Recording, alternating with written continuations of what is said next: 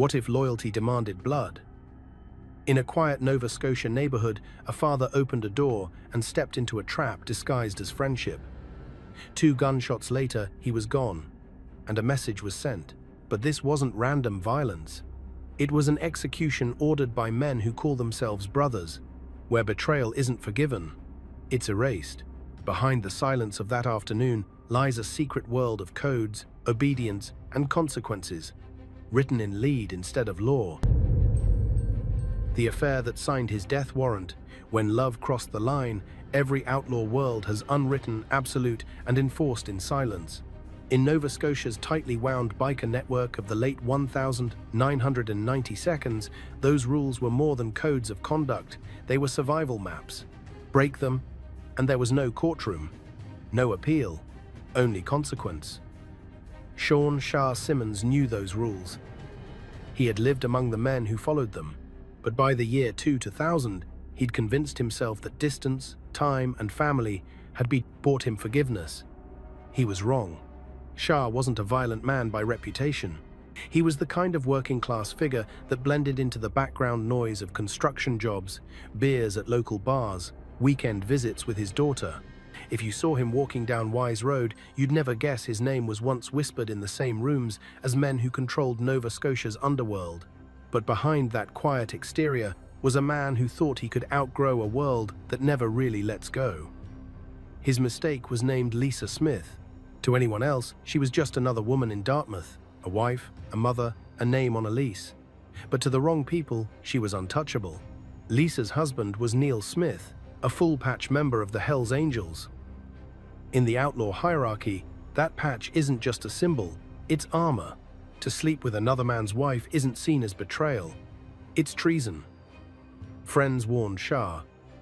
They told him what would happen if the wrong ears caught the rumor. But affairs like this don't stay quiet for long. Whispers spread from bar counters to clubhouse tables. What began as gossip soon reached men who decide outcomes. The humiliation wasn't just personal, it was structural. In the Hells Angels world, a member's respect is the club's respect. If one is violated, the entire brotherhood demands balance. Neil Smith wasn't the kind of man who shouted about his rage. He let silence build it for him. Witnesses later told investigators that he'd stopped showing emotion altogether. Calm, detached, already thinking 2 steps ahead, he didn't plan revenge, he organized it. When Neil raised the issue at the Halifax clubhouse, the decision wasn't debated, it was approved. In that moment, Shah's fate was sealed, but an order from the Angels isn't carried out by emotion. It's handled with precision. Dean Daniel Kelsey, a 7-year-old associate, desperate to prove himself, volunteered. He'd been hanging around club members for years, hoping to earn full membership. This would be his initiation test of loyalty written in gunpowder. He wasn't alone. Neil Smith recruited Wayne James to handle logistics and Stephen Steo Guo to play the inside man. The friend Shah would never suspect. The plan took weeks of preparation. Calls were made from burner phones.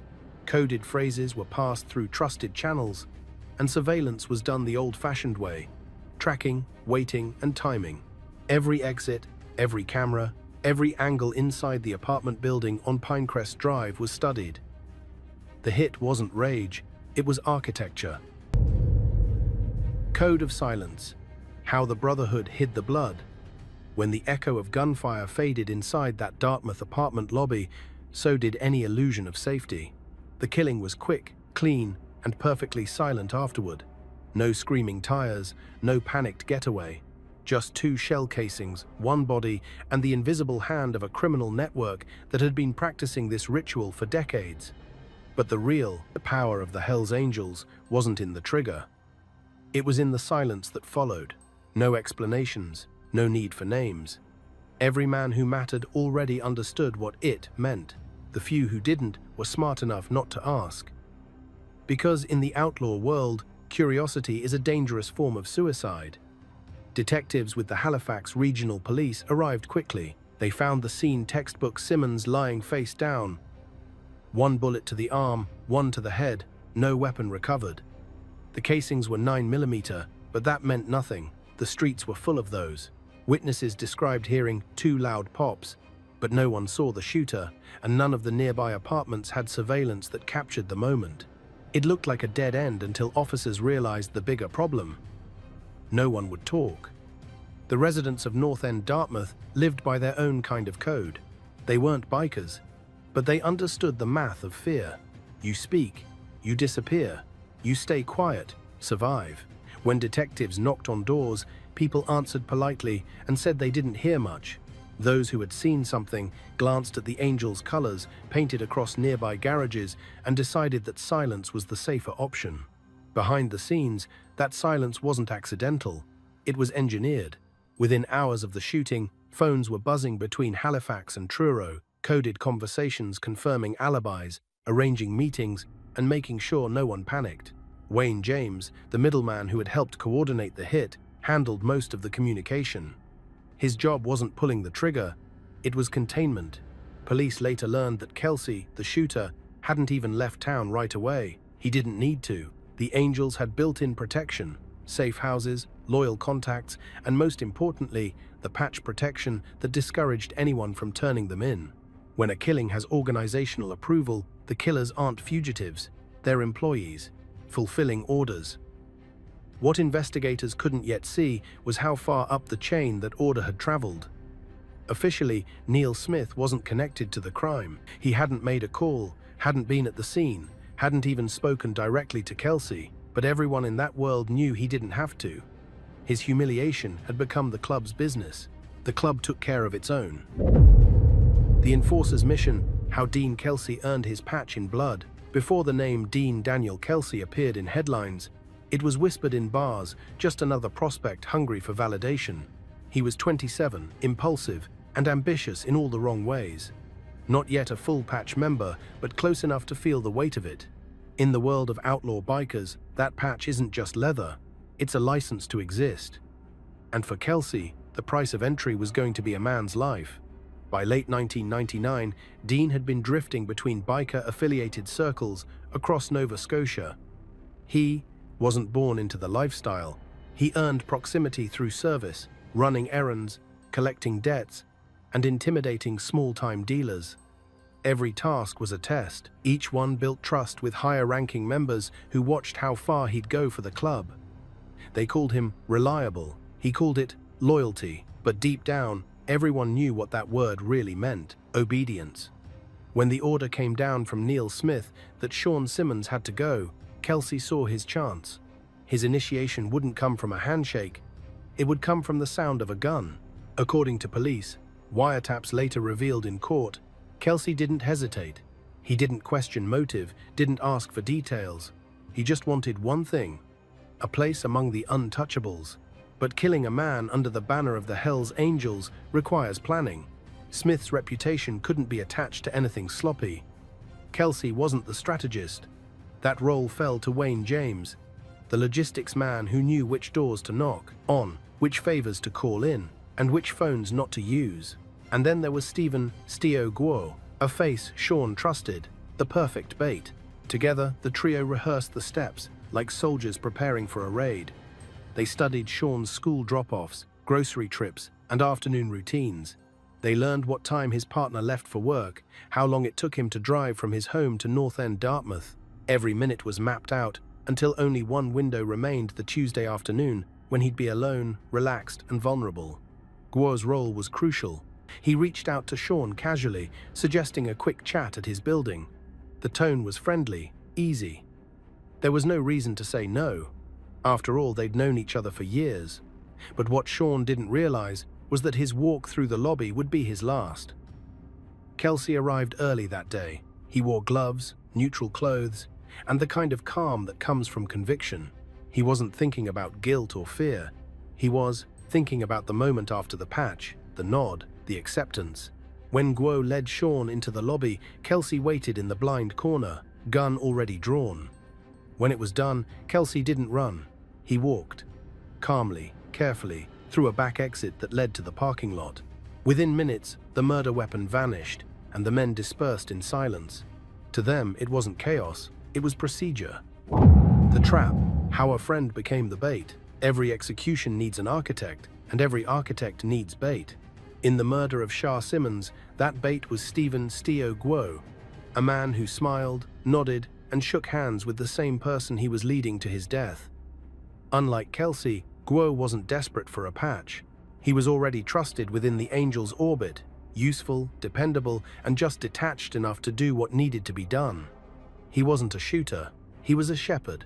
His job wasn't to pull the trigger, it was to make sure the victim walked straight into it. Guo and Simmons had known each other for years. They'd shared drinks, swapped stories, and moved in the same rough circles of small-time hustlers and bikers. To Sean, Guo wasn't a danger, he was familiarity. That's what made him perfect. When Guo called one afternoon in early October, there was no hesitation. "Come by, we'll talk," he said. Casual, friendly, nothing suspicious. Sean didn't know that every word had been rehearsed. Guo lived in a mid-rise apartment on Pinecrest Drive, one of those concrete buildings that look like any other until you realize how much can happen behind its locked doors. He'd already walked the lobby with Kelsey days earlier, pointing out blind spots and corners where sound died. The building's 1,970 seconds construction made it ideal for an ambush. Narrow sightlines, thin hallways, and no direct view from the street. To the men planning the hit, it wasn't just a meeting place, it was a trap designed by architecture itself. The timing was perfect. 2:45 p.m., October 3rd, 2000. Kelsey arrived first, calm and methodical. He slipped through a side door, carrying the pistol Wayne James had supplied. Guo followed a few minutes later, pretending nothing was wrong. Outside, the autumn air was crisp and quiet, the kind of day when you notice the crunch of leaves beneath your boots. Inside, the clock ticked louder than the building's old radiator.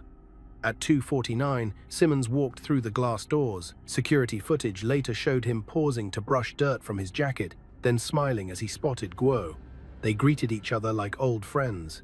No sign of tension, no hesitation.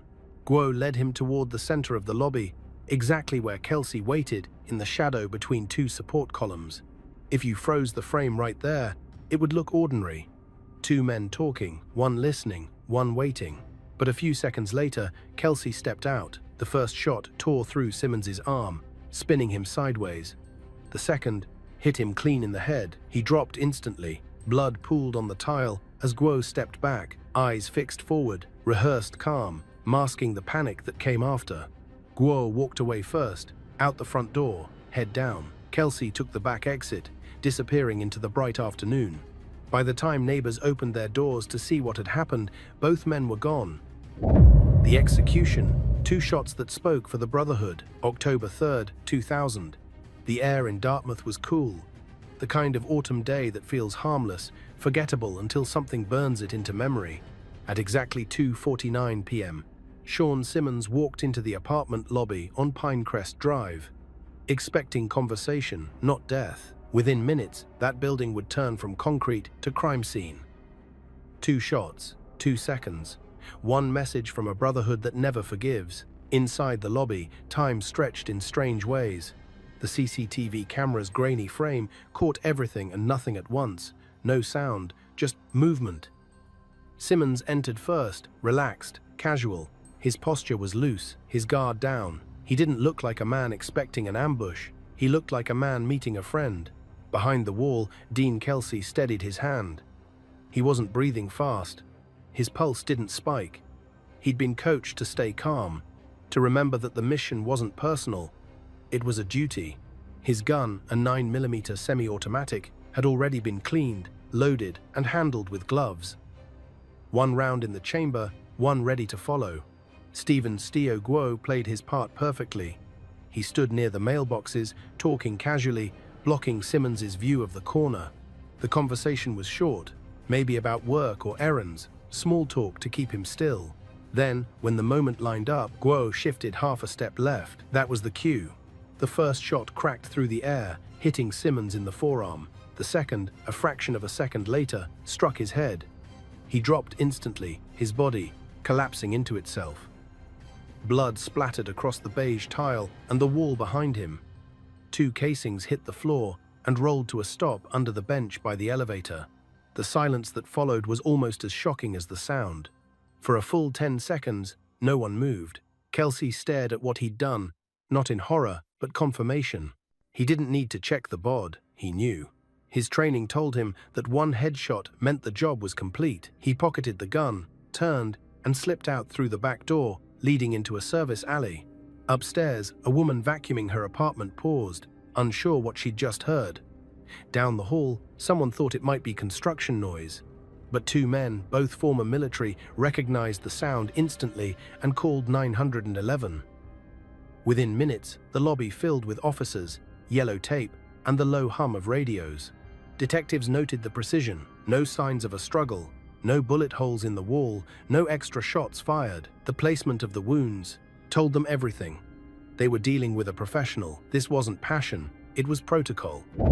The investigation, unraveling the Brotherhood's blueprint. Them for the third, fourth, and fifth times. They spoke of a father, son, and brother who was much beloved when his life was cut short by Dean Kelsey.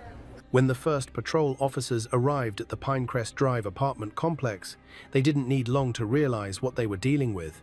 The scene wasn't chaotic, it wasn't random, it was organized. Every bullet, every footprint, every silence in that building told the same story. This was an execution, not a fight. But Halifax detectives didn't yet understand how deep that story went. What they were about to uncover would pull them straight into the inner workings of Canada's most feared outlaw brotherhood. Within an hour, yellow tape sealed off the block. The forensics team began their meticulous sweep, measuring bullet trajectories, photographing blood splatter, and collecting shell casings. They found no fingerprints, no weapon, no signs of forced entry. Whoever killed Sean Simmons had known exactly how to leave nothing behind. But killers always leave something. If not a trace, then a pattern. Detective Sergeant Mike Horvath led the investigation. A veteran of Halifax's major crime unit, Horvath had seen plenty of shootings, but few that felt this clinical. His instincts told him this wasn't about robbery or revenge gone wrong. It was about control. When the first 911 calls came in, several mentioned the same detail: a blue sedan leaving the lot moments after the shots. Police canvassed the area and found a witness who swore he'd seen two men, one tall, one shorter, exit the building seconds before the sound of gunfire. Neither was running, they were walking, calm, composed. That composure would become the investigation's key. Random shooters flee, professional killers disappear. These men vanished with the confidence of soldiers executing a mission. Then came the first break surveillance footage. A grainy camera from a nearby corner store captured Simmons arriving at 2:49 p.m., walking toward Guo's building. Just behind him, almost blending into the frame, was Guo himself. Investigators enhanced the footage frame by frame. The timestamp matched perfectly with the moment gunshots were reported. That wasn't a coincidence, it was choreography. Detectives brought Guo in for questioning. He denied everything, said Simmons was a friend, and he'd heard the shots after leaving the building. But the tone of his answers didn't match his words. When they pressed him about his connections to known Angels associates, his eyes dropped. That's when they pulled his phone records. What they found changed the case entirely. In the hours before the murder, Guo's phone had pinged repeatedly between contacts linked to Neil Smith, Wayne James, and Dean Daniel Kelsey. The same pattern repeated days before, dozens of short, coded calls, quick conversations, never over a minute. Investigators cross-referenced those calls with tower data. The signals placed all three men in the same area that afternoon. Within days, a web began to form. Lines connecting clubhouses, known associates, and burner phones. The murder of Sean Simmons was no longer a mystery, it was a network diagram. Each node led back to the Hells Angels Halifax chapter. When police executed search warrants on properties connected to Kelsey and James, the picture sharpened. Gunpowder residue, clothing fibers, and coded messages recovered from a pager. Nothing screamed guilt on its own, but together, it told a story prosecutors couldn't ignore. Still, the biggest challenge wasn't evidence, it was fear. Witnesses were terrified to talk. Anonymous tips came in, then went silent. The word was out. Anyone helping police would be seen as betraying the patch. The arrests, dragging the Brotherhood into the light. By February 2001, Halifax Regional Police had the kind of case file investigators dream of and dread at the same time. They had suspects, phone records, timelines, and a murder that screamed organization. What they didn't have yet was the courage of witnesses or the confidence that anyone would live long enough to testify once the Hells Angels realized who was talking. Still, the Major Crime Unit decided the time for waiting was over. At 5:12 a.m., on a freezing Tuesday morning, officers in tactical gear surrounded a small bungalow on Portland Street. Inside was Dean Daniel Kelsey, asleep, unaware that months of surveillance had led to this door. The takedown was quick, no warning, no struggle, just the thud of boots and the metallic click of handcuffs. In the next 45 minutes, coordinated teams hit 3 more locations across Nova Scotia. Stephen Steo Guo, Wayne James, and Neil Smith were all arrested before sunrise. The official charges read like a manifesto: first-degree murder and conspiracy to commit murder. Unofficially, the message was louder. Nova Scotia's most feared brotherhood had finally been dragged into daylight. Reporters gathered outside the courthouse as the 4 men were paraded in chains. None of them looked shocked. They looked irritated, as though the interruption were temporary. Inside police headquarters, detectives moved methodically. They separated the men, started the clock, and waited. They knew the rule of the patch. No one talks, but every man has limits. Guo cracked first. Not a confession, but a slip. When asked about phone calls with Kelsey the day of the shooting, he claimed they were about repairs. That single word was enough. Investigators had proof there was communication, and now a lie to dismantle. For the police, the arrests were a victory, but inside the Angels network, it was an alarm bell. Phones went dead, clubhouses emptied. Anyone with proximity to the suspects shut their doors and lawyered up. The message spread fast through the biker grapevine: keep your mouth shut, or you're next. Prosecutors moved quickly, assembling a task force to secure evidence before it could vanish. They subpoenaed bank accounts, seized burner phones, and began coordinating with the RCMP's Organized Crime Division. The sheer scale of what they uncovered stunned even seasoned investigators. The conspiracy wasn't confined to 4 men. It stretched through a network of intermediaries who provided guns, vehicles, and alibis. This wasn't a spontaneous act of rage. It was an operation, and everyone involved had played their role. As word of the arrest spread, Dartmouth residents felt a strange mix of relief and dread. Relief that someone might finally pay. Dread that justice might provoke retaliation. Patrol cars lingered near witnesses' homes. Officers were warned not to walk alone. The Brotherhood had long memories, and humiliation was never forgotten. The trial. When the Outlaw Code faced the courtroom, June 2003, inside the Nova Scotia Supreme Court, the air was electric, tense, and heavy with anticipation. Every seat in the gallery was filled with reporters, family members, detectives, and quiet men in leather jackets who didn't take notes or clap. They just watched.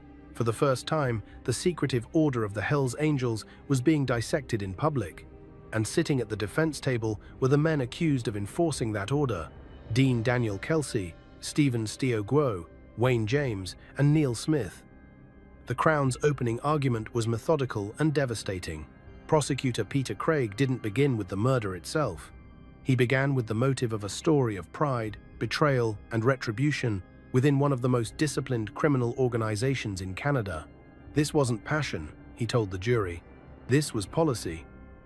He laid out the structure of the Hells Angels like a corporate flowchart. Patch members at the top, prospects beneath them, associates below that. Each role had duties, and the punishment for disobedience wasn't demotion, it was death. When Neil Smith's wife's the affair with Simmons became known, it wasn't just a personal embarrassment. It was a challenge to authority, a crack in the club's armor. The order for execution, the Crown argued, was both punishment and a demonstration to anyone who might think disrespect could go unanswered. Then came the evidence. Phone records linking Kelsey, Guo, James, and Smith in the days leading up to the murder. Surveillance footage showing Simmons and Guo entering the building minutes before the killing. Gunshot residue was recovered from clothing in Kelsey's home. Witness testimony describing coded conversations about a problem being handled. Piece by piece, The Crown built a timeline so tight that even the defense struggled to find air between the facts. But the real power of the trial came from insiders. Former biker associates, some in witness protection, took the stand and revealed what few civilians ever hear: how decisions to kill are made behind closed doors. They described meetings where members voted on punishments, where loyalty was measured not by money or respect, but by obedience. One witness, identified only as Jay, explained how club rules treated any insult to a full patch member as an insult to all. When the word goes out, he said, you don't ask why, you just do it. The defense fought back hard. They tried to discredit witnesses, calling them liars with motives, men who'd turned on their brothers to save themselves. They argued that the forensic evidence was circumstantial, that the phone records proved contact, not conspiracy. A call isn't a crime, one defense lawyer said, and a friendship isn't a murder plot. But the prosecution had momentum. When the ballistic expert took the stand, the courtroom fell silent. He showed the jury photos of the 2 shell casings found under the lobby bench. Both were fired from the same weapon, a gun consistent with one traced back to Kelsey through a chain of Angel's associates. By the time closing arguments came, the jury had already seen enough. The defense pleaded for doubt. The prosecution demanded accountability.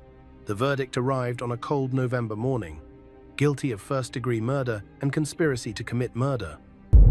The appeal, how a technicality reopened a killer's cell. By the Hells Angels, motivated by tensions Simmons had with the gang stemming back to the mid-1990s. Kelsey is now eligible for parole on his... For most families, a guilty verdict means closure. For the Simmons family, it was just an intermission. 5 years after the jury convicted Dean Daniel Kelsey of first-degree murder and conspiracy, the very foundations of that decision began to crack, not from new evidence, not from recanted testimony, but from something far more mundane and maddening: a legal technicality. In 2008, the Nova Scotia Court of Appeal revisited Kelsey's case after his defense team filed a challenge, claiming that the trial judge had failed to properly instruct the jury on alternative verdicts. In plain language, that meant the jury had been given only one choice: find him guilty of first-degree murder or let him walk free. They were never told they could consider lesser charges, such as second-degree murder or manslaughter. To the Simmons family, it sounded absurd that a clerical loophole threatened to unravel years of pain and prosecution. But in Canadian law, the difference between those instructions isn't paperwork, it's constitutional. If jurors aren't given every lawful option, the conviction can't stand. The court's conclusion was blunt. The jury had been cornered by improper guidance. The result? Kelsey's first-degree conviction was overturned. The reaction inside the courtroom was electric. Simmons's widow sobbed as reporters rushed out to file their stories. One of the detectives who had built the case stared straight ahead, unmoving. To the justice system, this was procedure. To them, it was betrayal. Overnight, headlines shifted from "Justice for Simmons" to "Murder conviction overturned." Inside prison, Kelsey reportedly smirked when he heard the news. The same system that had caged him was now cracking its own bars. The Angels didn't celebrate publicly, but word spread quickly through their networks that the law had blinked. Still, the state wasn't giving up. Crown prosecutors immediately sought to appeal the appeal, pushing the case toward the Supreme Court of Canada. It took another decade of filings, delays, and procedural back and forth before the country's highest court finally weighed in. In 2018, the Supreme Court delivered its verdict. It was a compromise that infuriated both sides. They reinstated Kelsey's murder conviction, but downgraded it to second degree, acknowledging the jury's error while still holding him accountable for the killing. The conspiracy conviction, the court ruled, would remain untouched. That single decision carried a devastating consequence. Time served now counted. After nearly 2 decades behind bars, Kelsey suddenly became eligible for parole. To the public, it seemed impossible. To legal analysts, it was inevitable. The justice system, built to prevent wrongful convictions, had opened the door for a man everyone agreed was guilty. Outside the court, Simmons's daughter, now an adult, said nothing to reporters. She just stared at the courthouse steps, where she'd stood as a child years earlier, watching her father's killer sentenced to life. Now she was watching the same system debate how much of that life still meant anything. For Kelsey, it was vindication. For the angels, it was validation. The world might change, but paperwork still ruled over pain. The parole hearings, when justice met the man it couldn't trust. By 2020, 2 decades had passed since those 2 shots in the Dartmouth apartment lobby, but their echo still haunted courtrooms and parole boards alike. Dean Daniel Kelsey, now 47, sat across from 3 board members under fluorescent lights, dressed in prison issue, khakis, hands folded, face calm. On paper, this was his chance at freedom. In reality, it was a test of whether anyone could believe a man whose loyalty had once been measured in bullets. The hearing room was sterile, with almost clinical rows of empty chairs, microphones on the table, and a single flag behind the board. Simmons's widow sat in the back, clutching a framed photo of her husband. His daughter, now grown, sat beside her in silence. They'd waited 20 years to hear the man who killed their father explain why he deserved to walk free. Kelsey began with what sounded like remorse. He spoke in a low, controlled voice, acknowledging his past mistakes and poor associations. He didn't deny his conviction, but he avoided the details, never saying the name Sean Simmons, never describing the lobby, never admitting he'd pulled the trigger. "I was young," he said. "I was stupid. I got caught up with the wrong people." The board wasn't impressed. They had read his file with 20 disciplinary infractions since his incarceration. Fights, threats, contraband, the kind of record that didn't suggest rehabilitation but containment. One member leaned forward and asked, "Do you take full responsibility for your actions that day?" Kelsey paused just long enough for the silence to feel intentional. "I take responsibility for being there," he said carefully, "but I wasn't the only one involved." The room went quiet. That phrase, "I wasn't the only one," wasn't denial. It was deflection, and the board heard it for what it was. A man still navigating the outlaw code. A man still careful about who he named. Their decision came swiftly. Full parole denied. The reasons were clear. Lack of insight, continued aggression, and no evidence of genuine remorse. But bureaucracy has a long memory and a short attention span. A year later, in 2021, Kelsey applied again, this time for day parole. The rules were softer. Supervised work programs, strict curfews, constant check-ins. The board agreed, reluctantly. For the first time in 20 years, Dean Kelsey stepped outside prison walls as something other than an inmate. He got a construction job under supervision, reporting back to his halfway house each night. For months, it went smoothly. Until 2024. That spring, reports emerged of a workplace altercation. Details were scarce, but witnesses claimed Kelsey had threatened a co-worker after an argument over equipment. The parole board moved fast, suspending his release and reopening his file. Behind closed doors, parole officers debated the same question that haunted the case from the start. Can a man built on violence ever be unbuilt? Yet, in July 2024, the system blinked again. Kelsey's day parole was reinstated, this time with tighter conditions, more supervision, more restrictions, and less freedom. For the Simmons family, it was another blow. Every hearing, every report, every reconsideration forced them to relive the same nightmare. Each time Kelsey's name appeared in court schedules, the wound reopened. A reporter later asked Simmons's daughter what justice looked like after all this. She answered quietly, "Justice isn't the verdict. It's when you can sleep again." The board may have granted Kelsey partial daylight, but for the people he left broken, night never ended. And so, 2 decades after that October afternoon, the man who executed a father in silence now walks the streets again, watched, monitored. But walking. The system calls it rehabilitation. The family calls it repetition. Because when you build a life on violence, sometimes freedom isn't redemption. It's just a longer leash. The family's burden, living in the shadow of a ghost. In determining his membership beyond a reasonable doubt. So I would say it doesn't follow that. It happens, it's part of that decision. It becomes part of all the evidence they can consider at step 3. This is remarkable. For the Simmons family, justice had become a revolving door. Every time it swung open for Dean Kelsey, it slammed shut for them. The years that followed Sean's murder weren't. measured in birthdays or holidays anymore. They were measured in hearings, appeals, and headlines that refused to die. To the world, it was a case. To them, it was a life sentence. Sean's widow never left Dartmouth. Friends urged her to move, to leave behind the street where it happened, but she couldn't.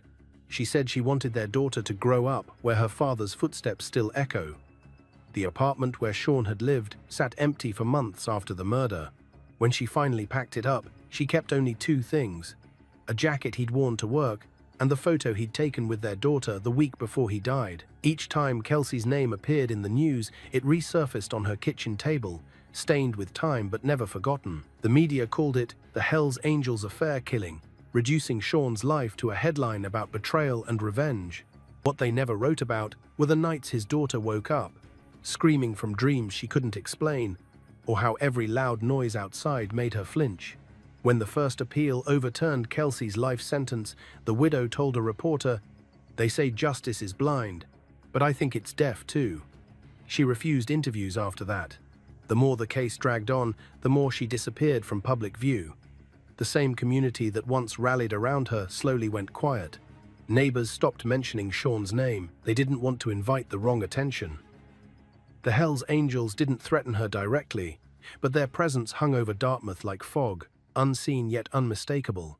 Her daughter, meanwhile, grew up with a shadow most people couldn't imagine.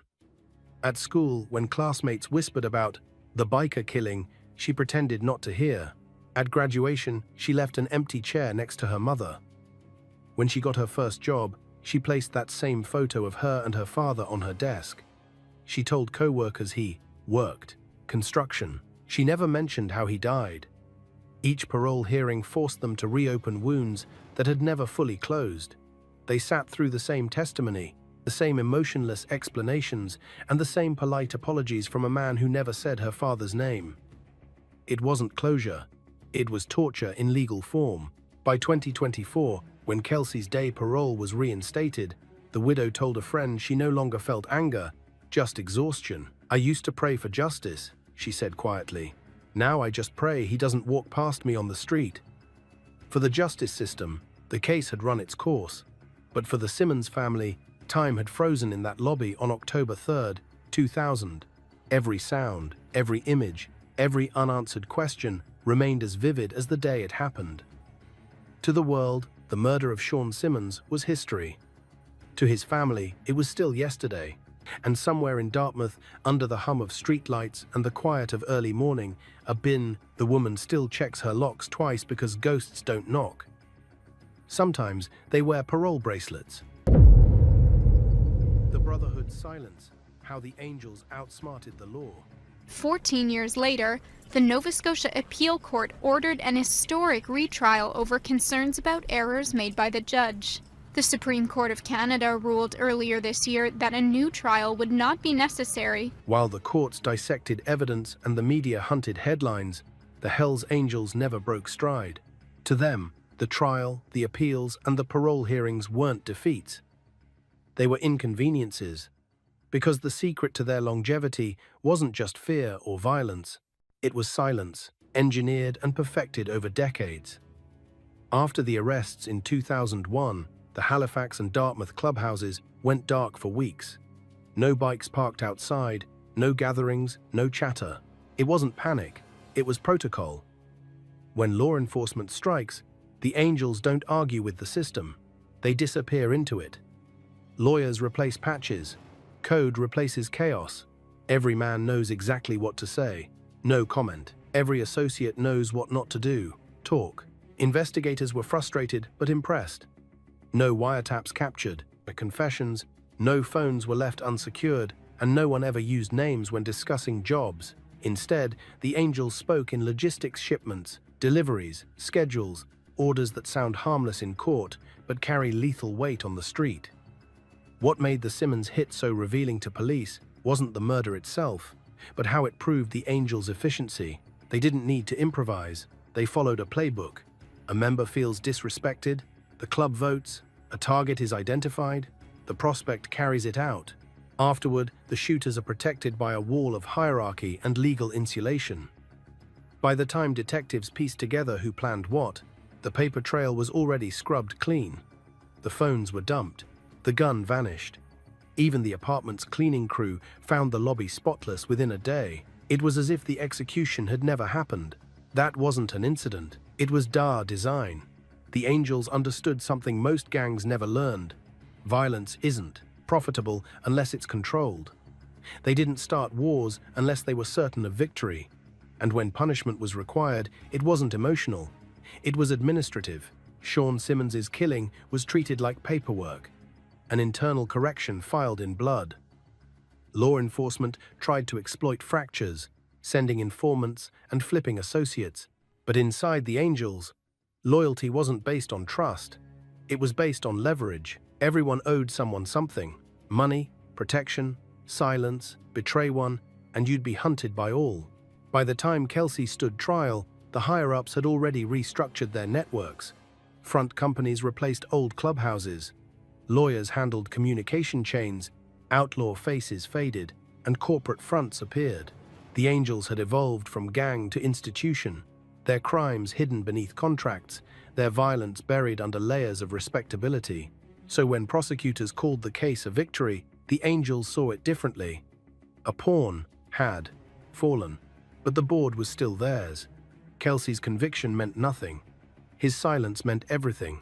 He'd taken the fall without implicating a single patch member. In the underworld, that kind of loyalty doesn't end in prison, it ends in legend. And that's why, even today, years later, every detective who worked the case says the same thing. They caught the shooter, but they never touched the system that trained him. Because you can imprison a man, but you can't cage a brotherhood that's built on silence. The system's weakness. When procedure protects the predators. Party to first-degree murder, it seems to me. And that was where if he wasn't the one that carried this out, then you can only bring it home to him through party liability. By the time the ink dried on Dean Kelsey's second-degree conviction, one thing had become painfully clear. The justice system wasn't built to handle the kind of enemy it was facing. It could chase, charge, and convict individuals, but it couldn't grasp the structure that made them unstoppable. The Hells Angels weren't breaking laws one at a time. They were exploiting the spaces between them. Inside police headquarters, detectives called it the maze. Every time investigators found an answer, the law handed them another question. Search warrants expired before they could trace assets. Witnesses disappeared before they could testify. Parole boards reinstated privileges before victims could even read the rulings. Every delay became an advantage for the Brotherhood. The Angels knew exactly how to weaponize the system's compassion. When they went to court, they didn't look like gangsters. They looked like blue-collar fathers, small business owners, or quiet residents with bad luck. They hired the best lawyers, studied case law, and learned to use procedural fairness as a shield. When prosecutors stumbled on technicalities, they didn't rage. They waited, and the waiting worked. When Kelsey's first-degree conviction was overturned in 2008, insiders within law enforcement knew what it really meant. The system had blinked, not because of innocence, but because the law, by design, bends toward doubt. The Angels didn't need to prove Kelsey's purity. They just had to prove uncertainty. Even parole hearings became theater. Kelsey played the part of a man molded by rehabilitation, rehearsing remorse with the same precision he once used to aim a gun. The panels wanted to believe him, because believing him meant believing that their process still worked. And that's the quiet tragedy of justice in organized crime cases. It's built to forgive individuals, not dismantle institutions. The Simmons case showed that even with airtight evidence, even with conviction and public outrage, the system's lifespan was shorter than the Brotherhood's memory. Every appeal, every hearing, every motion chipped away at meaning. A life sentence didn't mean life. No parole didn't mean no freedom. Meanwhile, the Angels thrived on public fatigue. The longer the case dragged on, the less people cared. News coverage slowed, outrage faded, and the killers' names dissolved into archives. Only the family still lived it. For everyone else, it became a footnote in Nova Scotia's criminal history, a case file in a filing cabinet labeled solved. But what the courts never understood was that solved doesn't mean over.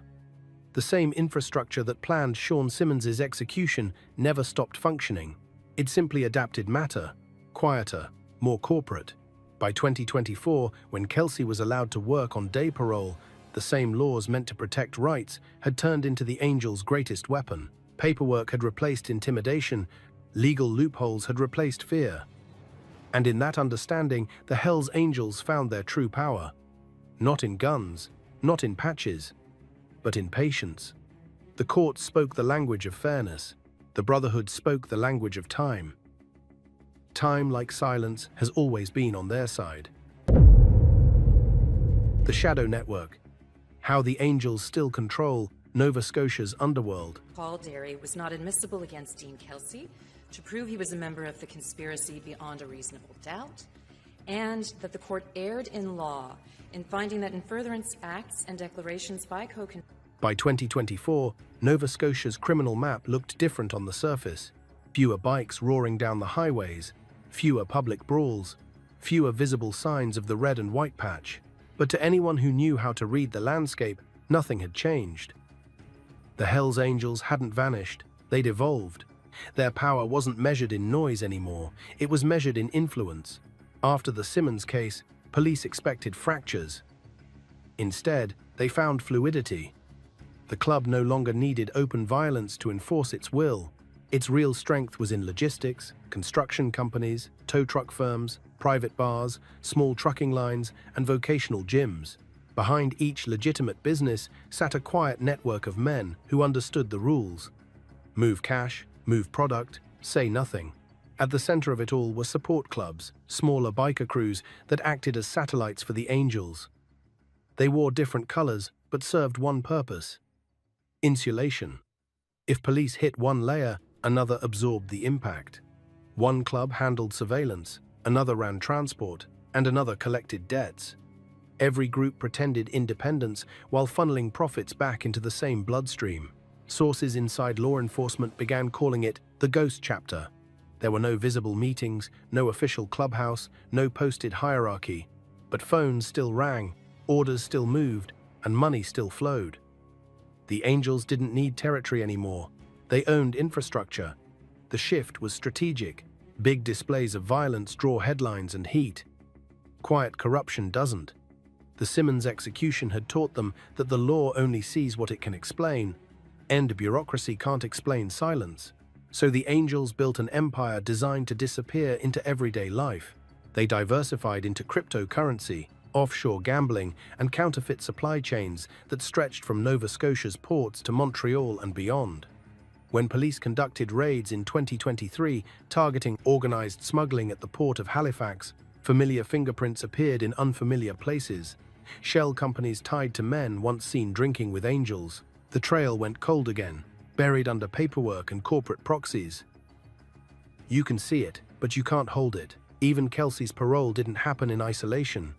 Sources hinted that his reintegration job placement came through a company with quiet biker ties, the way of keeping him on a leash, ensuring his loyalty stayed where it belonged.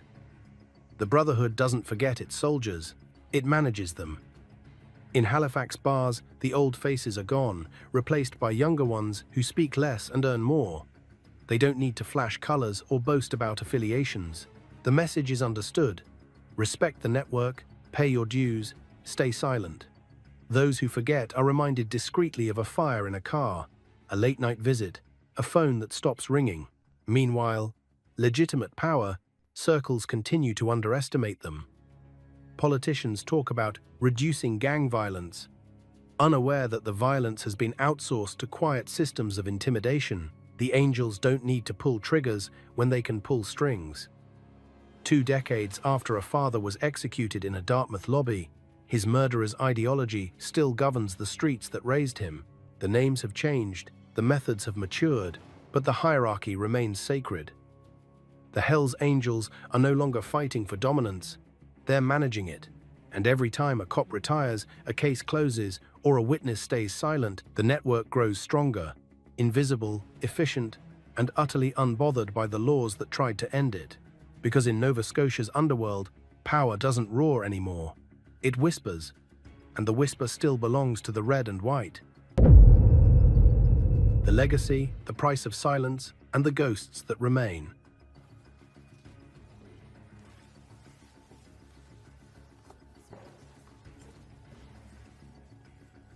Good morning.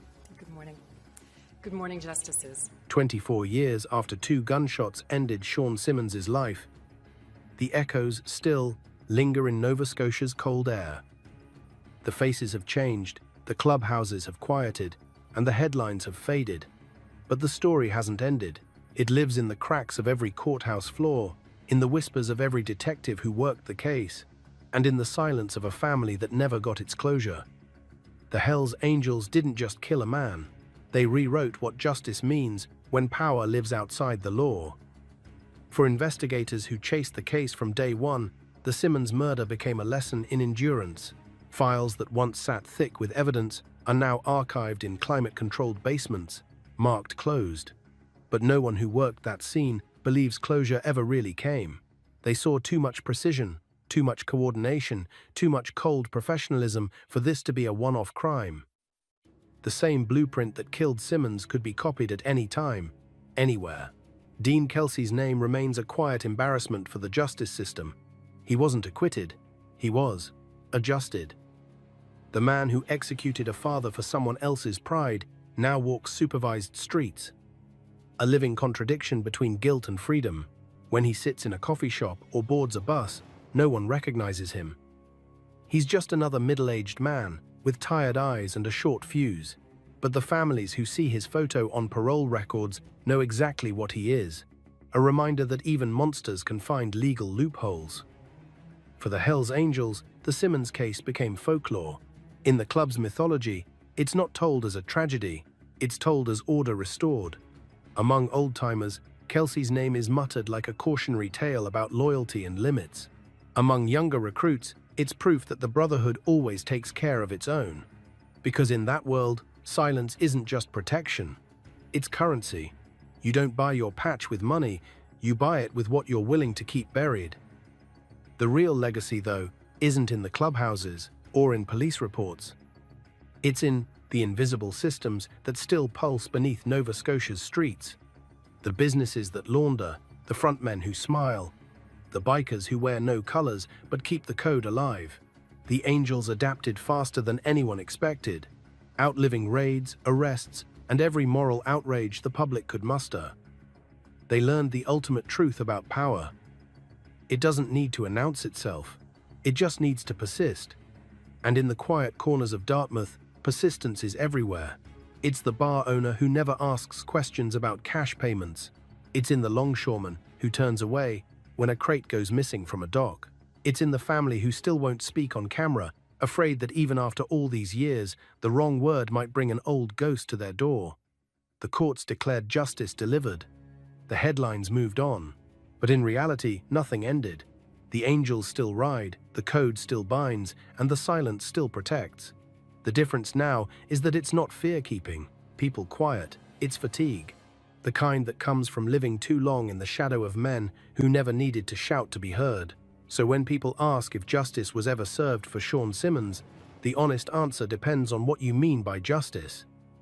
The shooter was caught, the system worked, the family survived, but the Brotherhood still breathes. And somewhere in a dimly lit garage, engines still rumble low, not in defiance, but in reminder that in the world of the Hells Angels, silence never dies. It just waits for the next name to be spoken. What if the Godfather's death wasn't the end of an empire, but the spark that built a new one? In March 1980, a single gunshot in Philadelphia shattered the mafia's throne and unleashed a war no one saw coming. Bikers laughed where mobsters ruled, alliances burned, and blood rewrote the rules of business. From the back alleys of Philly to the neon glow of Montreal and Los Angeles, this is the story of when rebellion learned organization. Members of the Pagan motorcycle gang with membership stretching from the Carolinas to New York, and today officials indicted Pagan National President Paul Perry in New York. The Godfather falls, the shot that changed. Philadelphia, March 21st, 1980. The quiet hum of Philadelphia's Passyunk Avenue was interrupted by a single gunshot that rewrote decades of mafia order. Inside his car, Angelo Bruno, the gentle Don, who ruled with calm diplomacy, slumped lifeless against the passenger door. Blood trickled down the chrome handle of his Buick, and with it, an empire began to fracture. For over 20 years, Bruno had been the rare mob boss who preferred conversation over corpses. He believed stability meant profits, and violence only drew headlines. But beneath his measured tone and aging smile, resentment was already fermenting. Younger capos, impatient and greedy, whispered that his old-school ways were keeping them poor. They wanted to flood the city with cocaine and heroin. Bruno refused. The gunman that night didn't just kill a man. He pulled the pin on a grenade that would roll through every neighborhood from South Philly to Atlantic City. The official word came fast. The mob war was on. Bruno's underboss, Philip Chicken Man Testa, took over, but his reign lasted barely a year. A nail bomb under his front porch blew him apart, a warning that the old order was finished. Into that chaos stepped Nicodemo, Little Nicky Scarfo, a 5'4" hurricane of paranoia and brutality who believed fear was power. Scarfo's first act as boss was simple: tax everyone. Every bookie, drug dealer, and fence operating in Philadelphia owed tribute. But ambition makes poor judgment. Scarfo's collectors pushed their luck when they tried to shake down the Pagans Motorcycle Club, demanding payments for permission to operate. To men like Scarfo, bikers were unruly street thugs, crude, undisciplined, disposable. But the Pagans weren't punks on Harleys. They were a paramilitary machine with a chain of command. Combat veterans who thrived on defiance. When Scarfo's men made their demand, the room filled with laughter, not fear. That laughter echoed across Philadelphia's underworld. For the first time, the Italian mafia had met an enemy that didn't bow. When Scarfo's enforcers returned empty-handed, humiliated, the Sicilians didn't yet grasp what that meant. In their world, violence reasserted control. In the biker world, violence was the language of identity. The two were about to learn that difference painfully. The Pagans weren't just rejecting tribute. They were declaring independence. They didn't see themselves as tenants on mob turf. They saw the mob as an obstacle to expansion. Within weeks, quiet corners turned hostile. Bars once run by mob-connected bartenders found pagan patches hanging from stools. Illegal gambling machines were smashed, drug corners repainted in new colors. The bikers' message was unmistakable. Philadelphia was no longer a one-family town. For every mobster who grew up learning omertà and hierarchy, there was now a biker who believed loyalty belonged to brothers, not bosses. The street order had changed, and Scarfo, with all his rage and rules, had no idea how to fight a war against men who didn't believe in his throne. The Pagans strike back, when fear laughed in the mafia's face. April 1982. Philadelphia was a city balanced on paranoia. Little Nicky Scarfo had transformed Bruno's quiet empire into a dictatorship of fear. Every loan shark, every bookie, every street hustler paid for the privilege to breathe. His word was gospel, his rage legend. But one afternoon, his soldiers made the mistake that would redefine the boundaries of organized crime in America. They showed up at a pagan motorcycle club hangout demanding tribute. The expectation was obedience. What they got was laughter. The bikers didn't just say no, they mocked the mob. One of the pagans reportedly asked Scarfo's collector if he brought a receipt book. Another cracked a beer open and toasted the absurdity of the moment. The collector walked out humiliated, alive only because the bikers found him too ridiculous to kill. That day, the mafia's authority was punctured by laughter, and that laughter would cost lives. The pagans weren't a loose gang of drunks on bikes. Founded in Maryland in 1959, they were one of America's big four outlaw motorcycle clubs, alongside the Hells Angels, Outlaws, and Bandidos. They were paramilitary in structure, with sergeants, national presidents, and regional officers. Many were Vietnam veteran men who'd seen real war, who understood ambush tactics, radio discipline, and the logistics of violence. Fear was not a language they spoke. When Scarfo's men reported back, they expected permission to retaliate. Instead, Scarfo hesitated. That hesitation was his first public crack. For decades, the mafia had ruled Philadelphia like a monarchy, But this new enemy didn't live by Sicilian codes. They weren't bound by family loyalty or respect for made men. They were bound by brotherhood, by a different kind of blood oath. When Scarfo hesitated, the pagans took that as weakness. Then came the spark. During a meeting to discuss methamphetamine distribution, Scarfo's underboss, Salvatore Chucky Merlino, rammed his car into a pagan's motorcycle, injuring the rider. In the mafia's mind, this was dominance. In the pagan's world, it was a declaration of war. Within 48 hours, retaliation came swift and calculated. Merlino's associate's car was firebombed. Gunfire riddled the home of Caporegime, Salvatore Testa. Another shooting targeted Merlino's mother's house, a psychological strike that violated every unspoken rule of mob warfare. This wasn't random violence, it was a strategy. The pagans were demonstrating operational discipline, the kind of coordinated response only the military or organized syndicates could pull off. It terrified the mafia, because for once, the enemy wasn't hiding. They were laughing in the open, daring retaliation. Blood and brotherhood, how the pagans redefined the streets. Bruno's murder came just a few days after his appearance before the New Jersey Commission of Investigation, where he was questioned about his alleged ties with organized crime in South Jersey.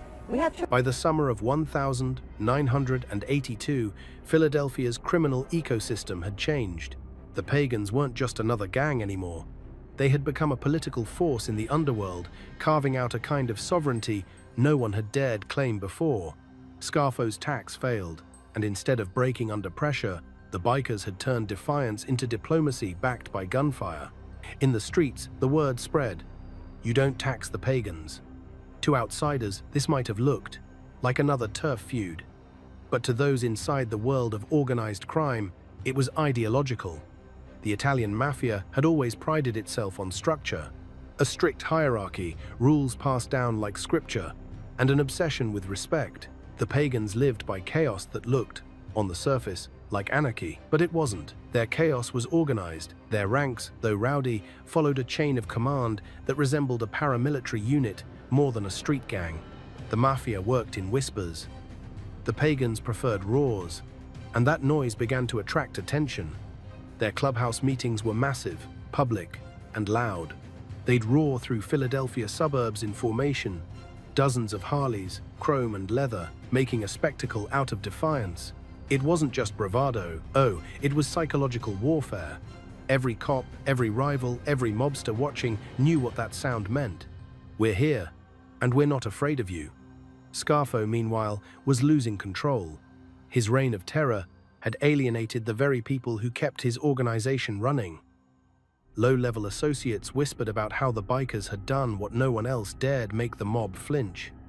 Those whispers stung worse than bullets. Because in the mafia's world, power wasn't just about violence, it was about perception, and the perception was changing fast. Inside pagan ranks, that victory changed everything. Their refusal to pay tribute wasn't just about pride, it was about rewriting their place in America's criminal food chain. Before, motorcycle clubs had been seen as unpredictable tools, useful for muscle, expendable for politics. Now, they had proven they could stand toe-to-toe with the old-world mafia and win. That shift echoed across the country. In Baltimore, New Jersey, and even parts of New York, other motorcycle clubs took notice. The outlaws began muscling into traditional mafia gambling rackets. The bandidos in Texas started taxing local drug operations that used to kick up money to Italian intermediaries. Everywhere, the same pattern was emerging. Bikers were no longer subcontractors. They were competitors. The pagan mafia war didn't just reshape Philadelphia, it reshaped respect. When federal agents compiled reports on Scarfo's empire later that year, they noted something unprecedented. Bikers were now classified as autonomous organized criminal entities rather than auxiliaries. In bureaucratic language, that meant something profound. The government now saw motorcycle clubs as their own nations within nations. The Montreal Alliance, when Vito Rizzuto broke the code, was the head of the Montreal Mafia. Now, he was a man with many enemies, but Rizzuto died of natural causes. While Philadelphia burned under its own pride, something extraordinary was unfolding further north.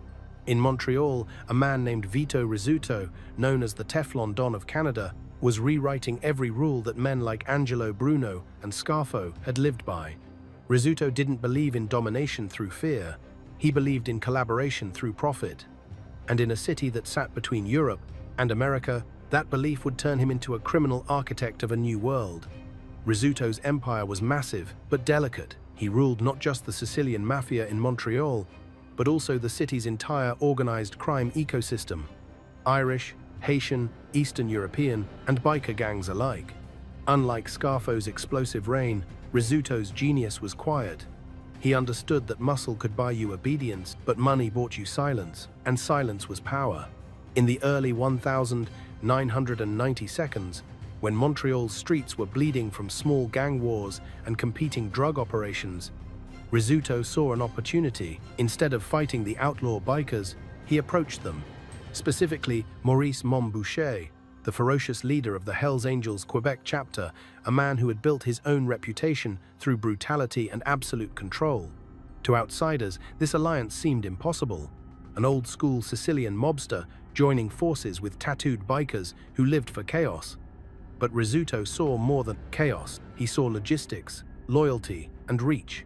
Boucher's Angels controlled the highways. They had distribution lines stretching from Montreal to Miami. Rizzuto controlled the ports, the arteries of cocaine flowing from South America. Together, they could build something far bigger than either had alone.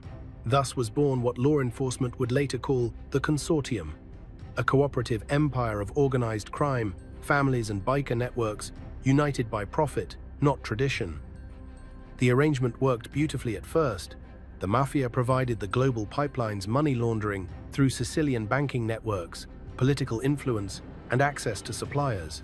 The Hells Angels brought street-level power, intimidation, and manpower.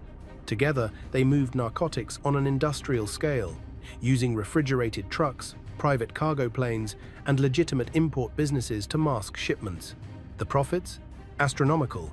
Authorities estimate they were moving close to $1 billion in drugs a year through Quebec by the late 1992. And it wasn't just about drugs. Rizzuto began using the Angels as his enforcers of diplomacy. When smaller gangs refused to cooperate or pay dues, it wasn't suited-up mafiosi who showed up, it was bikers. Loud, visible, terrifying, yet they never said Rizzuto's name. That deniability was priceless. In return, Rizzuto made sure the Angels were never short on resources, connections, or protection. But alliances like that don't stay peaceful forever. Between 1994 and 2002, Quebec erupted into what would become the Quebec Biker War, a bloody 8-year conflict between the Hells Angels and their rivals, the Rock Machine. Over 160 people were killed. Bombs tore through city streets. Children were caught in crossfire. Montreal looked less like a metropolis and more like a war zone. Dinner with Devils, how the mafia and bikers shared the table October 8th. It's a time that, looking back, is almost hard to believe. This was Maurice Montboucher at a court appearance for his son. Boucher was the head of an elite 2000, Montreal.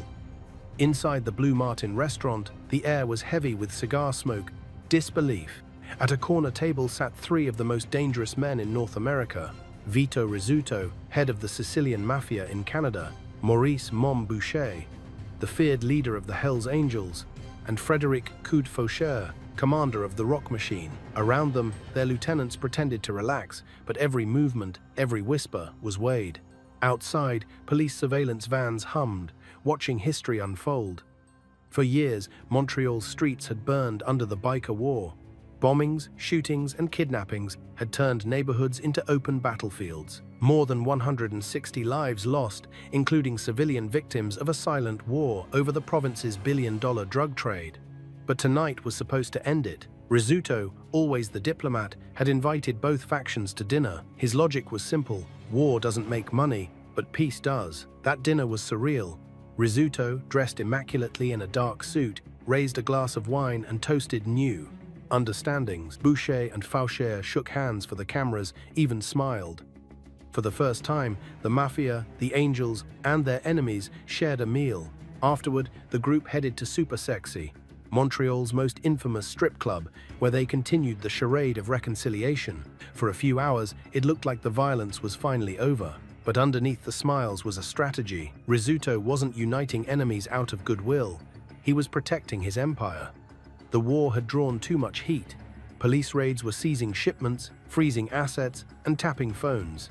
Every bomb blast risked exposing the delicate drug network that linked Montreal's ports to Sicilian suppliers and South American cartels.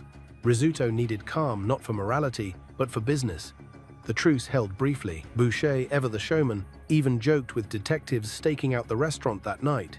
"Now that we've made peace, you can cut your budget in half." It was classic biker bravado, and the cops even laughed, but they knew better. Peace in this world was just a pause before reload. By early 2001, the Rock Machine defected to the Bandidos Motorcycle Club, expanding the conflict into an international war that spread across Canada, Europe, and the US. The ceasefire was shattered. Streets erupted again.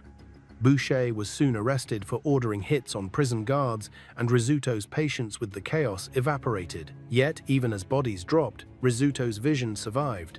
His system, the Consortium, proved that collaboration between the mafia and bikers wasn't just possible, it was profitable. Drug kingpins like Jimmy Cournoyer, a Rizzuto associate nicknamed Cosmo, took the model global.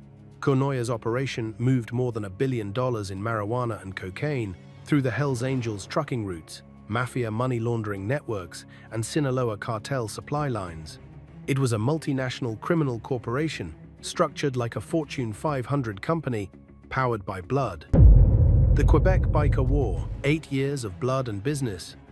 Between 1994 and 2002, Quebec descended into chaos. What began as a quiet struggle over methamphetamine routes and cocaine corners exploded into the deadliest criminal conflict in Canadian history. The Quebec Biker War wasn't just a turf battle, it was an industrial-scale power struggle between the Hells Angels, determined to monopolize Montreal's narcotics trade, and the rebellious Rock Machine, a club that refused to kneel. But behind the bullets and bombs were men in suits. Mafia brokers, drug financiers, and international suppliers turning bloodshed into business. The first shot was fired when the Hells Angels attempted to muscle out smaller dealers who refused to pay their street tax. The Angels Quebec chapter, led by Maurice "Mom" Boucher, demanded a 10% cut from anyone selling drugs in their territory. The Rock Machine, smaller but fiercely independent, refused. That refusal ignited a firestorm. Bars were blown up, cars torched, and bodies began dropping on both sides. In the first 2 years alone, over 50 people were murdered, including innocent bystanders. To the public, it looked like madness.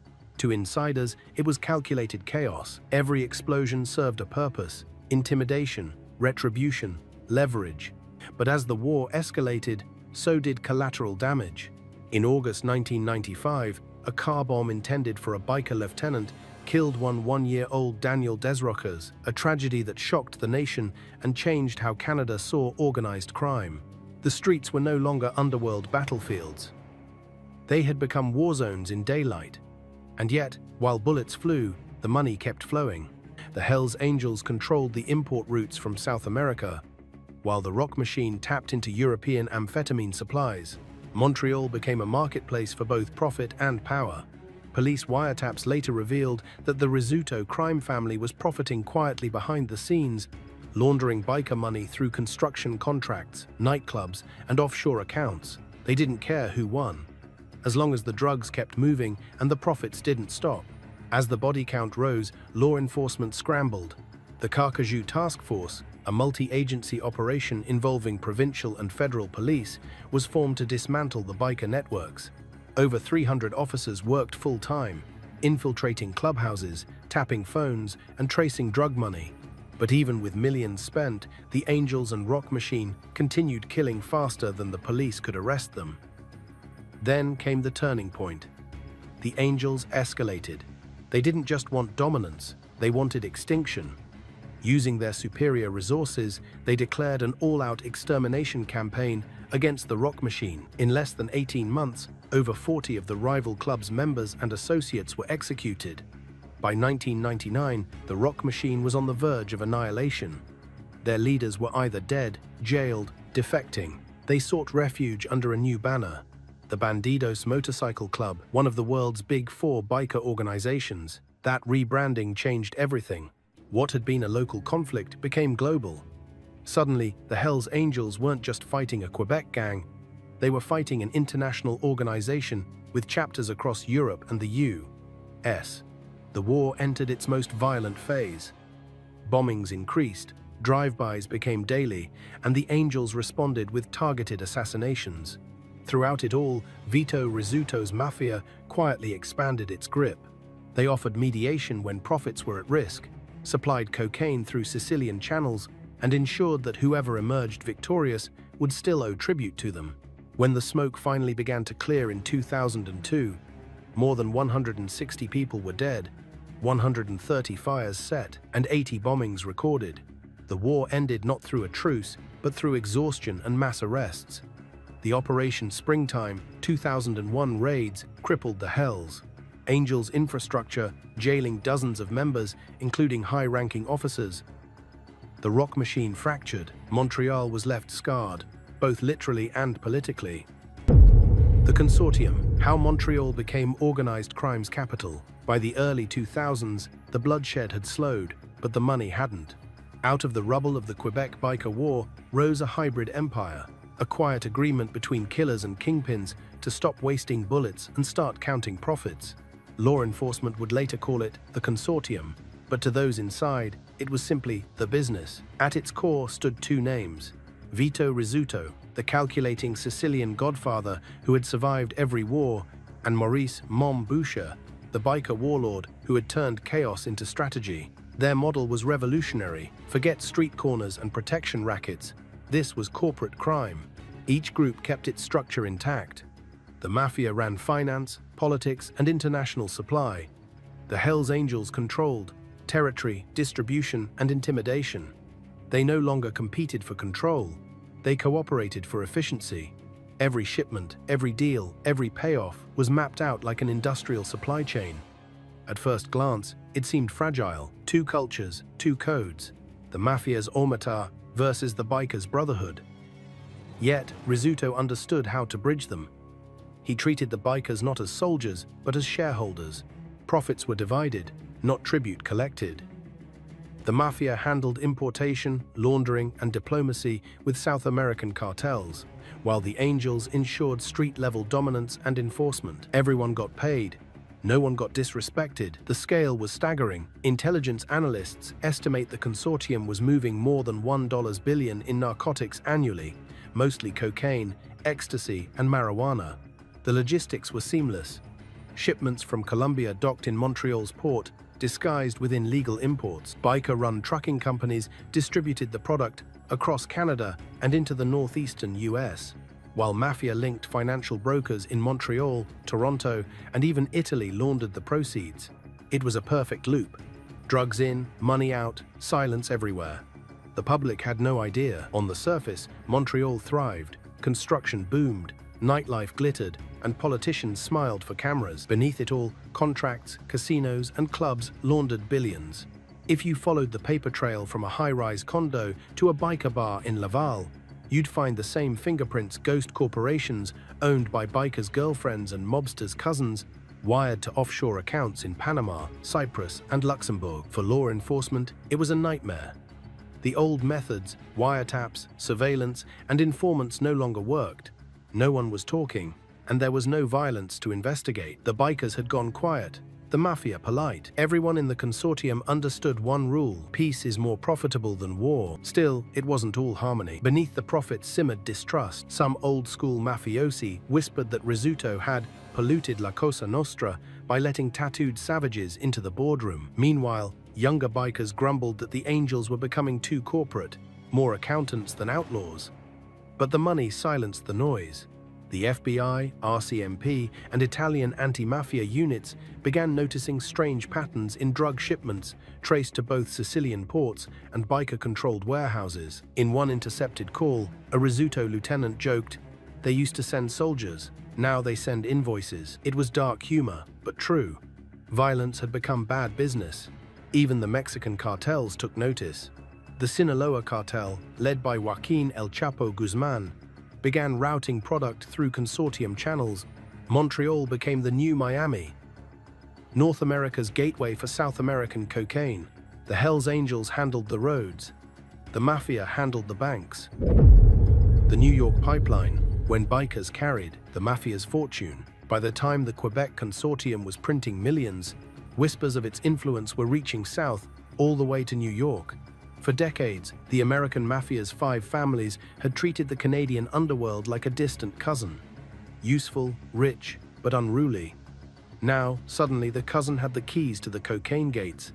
Montreal was the new hub, and the Bonanno family, weakened, infiltrated, and desperate, wanted back in. What they didn't realize was that the men moving the product weren't Sicilians in silk suits. They were bikers in denim and cuts. The connection began innocently enough.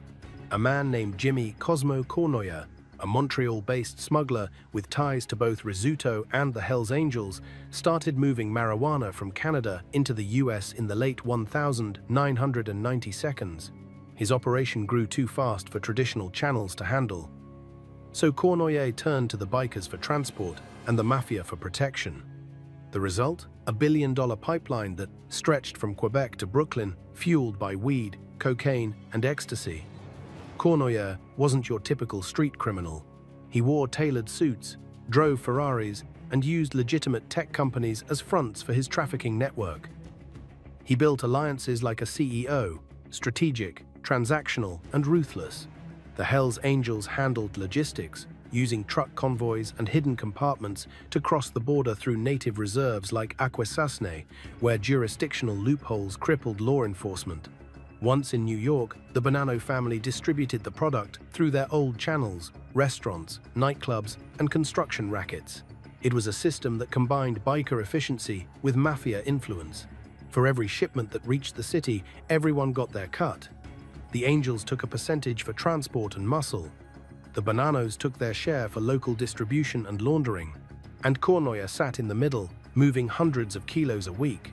Law enforcement was baffled. The DEA and FBI couldn't figure out who was really in charge. The Mafia's fingerprints were all over the financials, but the people doing the heavy lifting were bikers, tattooed men on Harleys, running logistics as cleanly as any freight company.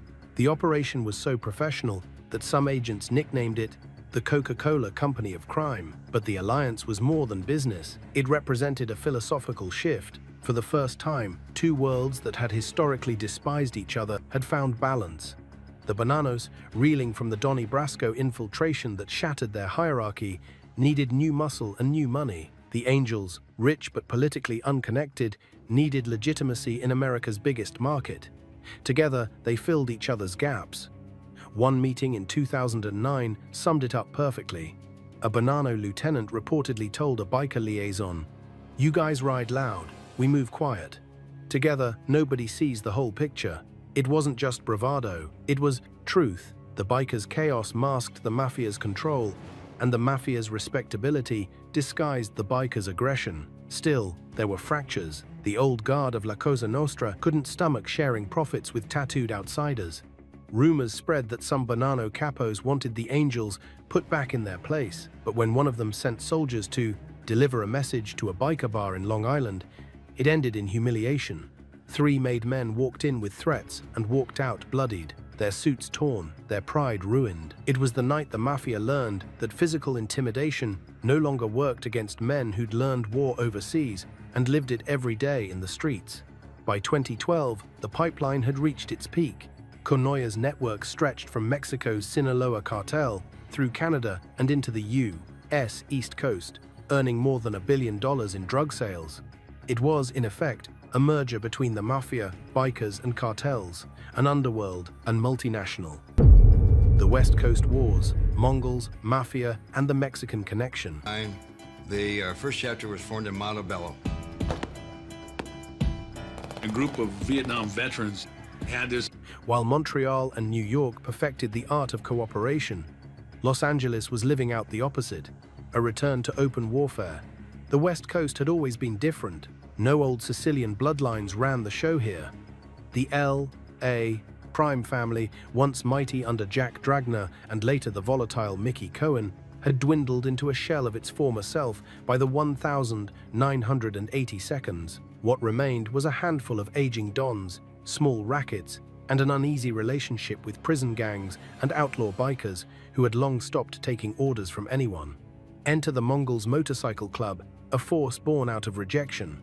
Founded in 1969 by Hispanic Vietnam veterans, denied entry to the Hells Angels due to race, the Mongols were the product of two worlds, military precision and East L.A. street survival. They grew fast, carving out territory from the San Gabriel Valley to Las Vegas, running drugs, guns, and stolen cars. There, discipline and loyalty made them as dangerous as any mafia crew. By the 1,980 seconds, they weren't just surviving, they were winning. The Angels had been pushed out of Southern California, the Mongols ruled it. But their rapid rise brought them face to face with two formidable enemies, the Mexican Mafia, La M, and the remnants of the Italian-American crime syndicate trying to stay relevant. At first, the relationships overlapped mutual business, shared profits, and occasional truces. The Mongols supplied muscle and transportation for La M's drug networks, moving meth and heroin through biker and prison channels. The Italians offered money laundering and contacts with Vegas casinos. Everyone made money. Then, in 2004, the balance shattered. The Mexican Mafia's prison bosses demanded tribute payments from the Mongols' money they claimed was owed for operating in territories controlled by Hispanic gangs allied with La M. The demand wasn't a negotiation, it was a command. The Mongols' answer? No. The message that came back was even clearer: pay or die. But unlike street gangs, the Mongols didn't scare easily. Many of their members were veterans, trained in tactical warfare. When the first green light order came down from La M authorizing hits on Mongols members, the bikers armed up. Within days, gunfights broke out across East L.A. Bars, garages, and tattoo parlors became ambush sites. What had started as extortion turned into a war of survival. At the same time, the Italian Mafia, once mediators of such disputes, was powerless. The Los Angeles family, led by Peter Milano, lacked manpower and muscle. They could no longer enforce peace. The old system of quiet sit-downs in restaurants was gone. In its place, car chases, drive-bys, and revenge hits carried out by men who looked more like soldiers than gangsters. The violence grew so intense that even the DEA and FBI took notice. In one notorious 2006 incident, a Mongols hit squad ambushed a Mexican Mafia associate outside a strip mall in Ontario, California, killing him in broad daylight. Surveillance footage showed military precision, flanking, cover fire, clean retreat. To federal agents, it looked like a combat drill. Eventually, both sides realized the same thing Rizzuto had understood years earlier: war kills profits. By 2008, an uneasy truce formed. The Mongols would remain independent, but agree to coordinate drug routes through Mexican suppliers. In return, La M called off the death orders. The Italians, meanwhile, were completely sidelined. For the first time in Los Angeles' history, organized crime had gone bilingual and leather-clad. Bloodlines of rebellion. Quebec's new generation declares war. 2 decades after the Quebec Biker War ended, the streets of Montreal were too quiet. The old kings of the underworld had aged out or adapted, trading pistols for portfolios. The Hells Angels ruled like executives, their leather replaced by linen, their violence outsourced. The Rizzuto Mafia had rebuilt after Vito's death, patching the old networks and restoring a fragile peace. For the first time in 50 years, Quebec's criminal world seemed stable. Then, in 2023, a new name appeared in police reports and news headlines: the Blood Family Mafia. They weren't Sicilian, Irish, or bikers. They were something else, a hybrid street organization born from the chaos the old guard had left behind. Their leader, David Pick Turmel, was only 27, but his reputation spread faster than any veterans could. He didn't dress like a gangster or ride like a biker. He lived online, flaunted money on social media, and commanded an army of young men raised on violence as currency. His message to the old order was blunt: your time is up. For years, smaller gangs had paid a 10% tax to the Hells Angels for the right to sell drugs in Quebec. It was an efficient system. No war, no chaos, just organized business. Turmel and his blood family decided they were done paying. Their rebellion wasn't just about money. It was about humiliation. They began targeting Angels' properties, burning cars and recording torture videos of rival dealers who dared to quit their network. The footage was grotesque, viral, and impossible to ignore, spread across encrypted channels and social media feeds, shaking the criminal ecosystem to its core. At first, the Hells Angels tried to downplay the challenge. Old-timers mocked the Blood family as kids playing gangster. But when the bodies started showing up, dismembered, burned, live-streamed, the laughter stopped. In less than 6 months, over a dozen murders were linked to the new group. They weren't hiding in clubhouses or back alleys. They operated in daylight, drove exotic cars, and treated violence like performance art. Law enforcement watched in disbelief as Quebec's criminal order unraveled. The Blood family mafia had no respect for tradition. They didn't negotiate truces or recognize territories. They kidnapped, tortured, and executed without warning. Police wiretaps captured terrified dealers, whispering that the new generation was more cartel than Canadian. By late 2023, the conflict reached a boiling point. The Blood family stopped paying the Angels tax altogether, an open act of war. Yet the response wasn't what anyone expected. The Hells Angels, once notorious for violent reprisals, hesitated. Their leadership, gray-haired men in their 52nds and 62nds, didn't rush to retaliate. They'd become businessmen now. Not bombers. A criminologist later described it perfectly. They're too old to go to war and too rich to die. So, in an unprecedented move, they negotiated. Provincial police sources later confirmed that Angels representatives met quietly with intermediaries from the Blood family to discuss a ceasefire. It was the kind of meeting that would have been unthinkable 20 years earlier. Veteran bikers, once symbols of terror, sitting across from tattooed 20-somethings who'd filmed torture for clicks. And here was the real twist. The Angels allegedly went to the police first. According to criminologist Maria Morani, sources told her the bikers were pleading for intervention. Do something, or we'll have to. For the first time in modern history, the enforcers of fear were asking law enforcement for help.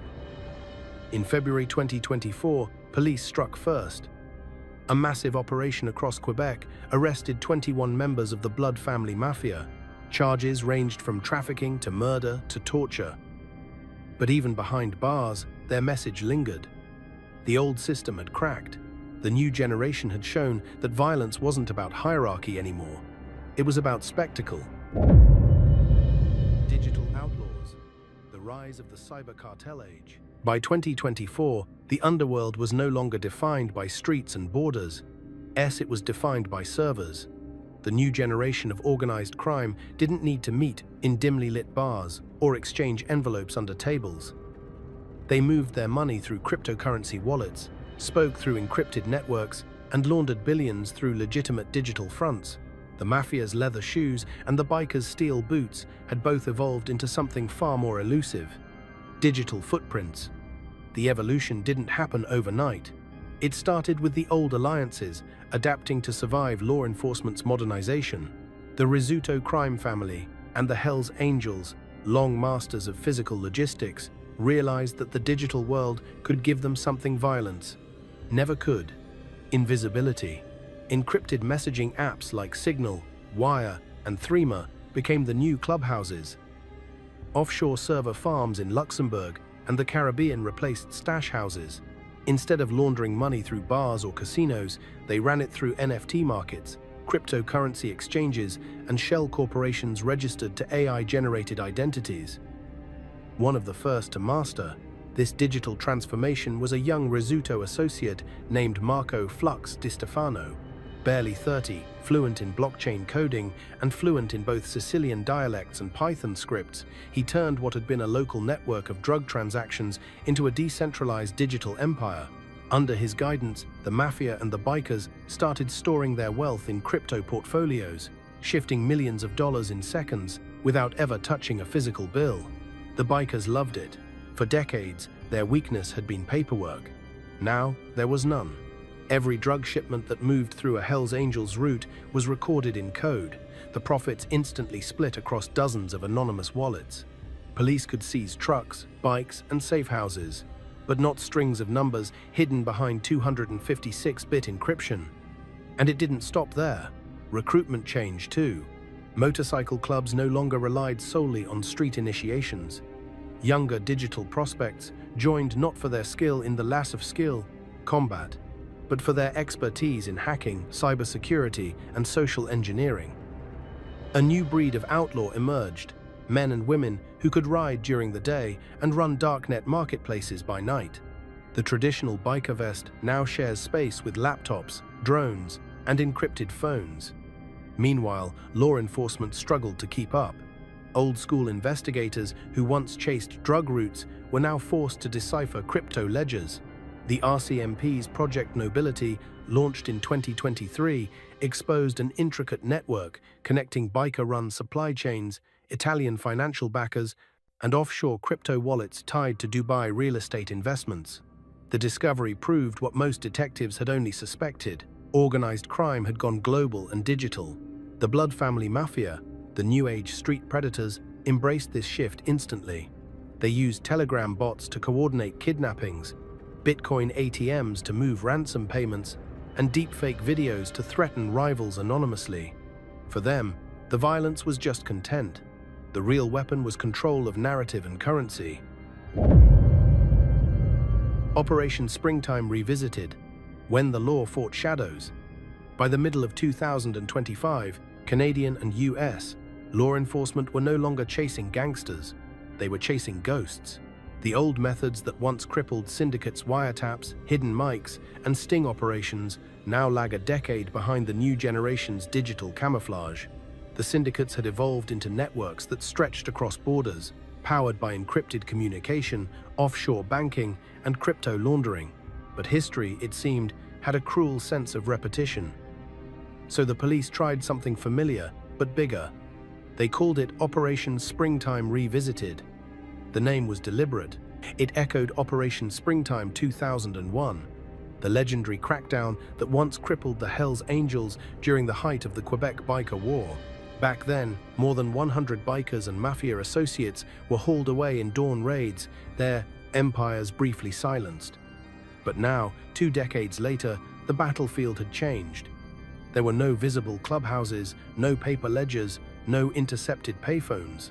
The new enemy existed behind usernames and offshore accounts. The plan was unprecedented. A coalition of agencies, the RCMP, DEA, FBI, Europol, and Interpol's cybercrime division, formed a single investigative unit. They weren't just tracking people, they were tracking data ecosystems. Their target, the Dark Consortium, a shadow alliance connecting remnants of the Rizzuto family, European Ndrangheta brokers, and multiple Hells Angels chapters using encrypted apps and cryptocurrency tumblers to conceal billions in narcotics profits. The first break came in an unexpected place, Dubai. Intelligence flagged suspicious crypto transfers tied to a Canadian logistics company that didn't exist on paper but owned 5 cargo jets. Tracing those transfers led investigators to Panama, where a biker-owned shell corporation was, routing consulting fees through a Dubai investment fund. The name on the paperwork meant nothing, but the signature did. It matched a man long presumed retired, a former Hells Angels regional enforcer known only as Rico Marone, once linked to Vito Rizzuto's money laundering operations. To dismantle this new hydra, authorities went back to basics, boots on the ground. Physical surveillance of clean businesses began to reveal patterns. The biker-run trucking companies weren't shipping drugs anymore. They were shipping hard drives, servers, and crypto mining rigs disguised as industrial equipment. The profit margins made cocaine look primitive. The Ghost Kings, biker bosses who vanished into power. Cracking the code of honor, brotherhood, and respect. Don't be so tight. You'll be all right. As the world digitized its wars, a strange phenomenon began to unfold inside organized crime. The disappearance of visibility. Gone were the flamboyant godfathers who flaunted cash, cars, and castles. In their place rose a quieter breed of leaders who learned to vanish, while multiplying their reach. They were known in police files as the Ghost Kings, the new generation of bikers and mafia bosses who managed vast criminal enterprises without ever showing their faces. Investigators first noticed the shift around 2021. Traditional biker presidents, once photographed in leather vests and chrome, were suddenly absent from public gatherings. Chapter photos stopped. Open clubhouse parties disappeared. Instead, leadership meetings were being held on encrypted Zoom clones hosted on offshore servers. Everything from money drops to territorial disputes now ran through layered proxies, each one distancing the real boss from any traceable activity. One of the most infamous examples was Ghost Mike D'Arienzo, a former Ontario Hells Angel who had supposedly retired to the Dominican Republic. For years, he ran a chain of beachfront bars, legitimate on paper, unremarkable in revenue. But a 2024 Europol investigation revealed that D'Arienzo was, in fact, managing over $80 million in cryptocurrency transactions for an interlinked biker mafia network. His bars weren't bars at all. They were laundering hubs, exchanging crypto for cash through tourists and shell corporations. No fingerprints, no records, no physical meetings. Meanwhile, in Sicily, police wiretaps captured whispers of another phantom, L'Invisibile, a mafia strategist believed to be coordinating logistics between European bikers and South American cartels. He never attended meetings. His orders came through anonymous voice filters routed through a server in Belgium. Every few months, a courier would receive a handwritten note burned after reading an echo of old traditions surviving in a new digital disguise. Even more fascinating was how these ghost kings maintained control without presence.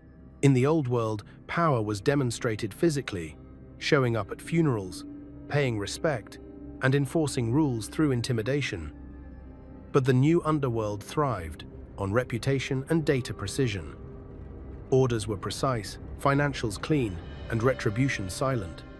An accountant might vanish after misrouting funds, but no one saw who gave the order. Loyalty wasn't sworn in blood, it was encrypted in code. This evolution made law enforcement's job nearly impossible. Wiretaps were obsolete. Digital tracking hit dead ends. Detectives used to identifying bosses by surveillance photos now stared at strings of IP addresses that changed every 6 hours. The Royal Canadian Mounted Police admitted that half of their top organized crime targets had no confirmed physical presence in any jurisdiction. But perhaps the most unnerving transformation was cultural. The outlaw identity, once loud, masculine, and ritualistic, had become clinical.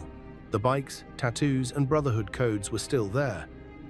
But now they served as camouflage for multinational criminal enterprises run like corporations.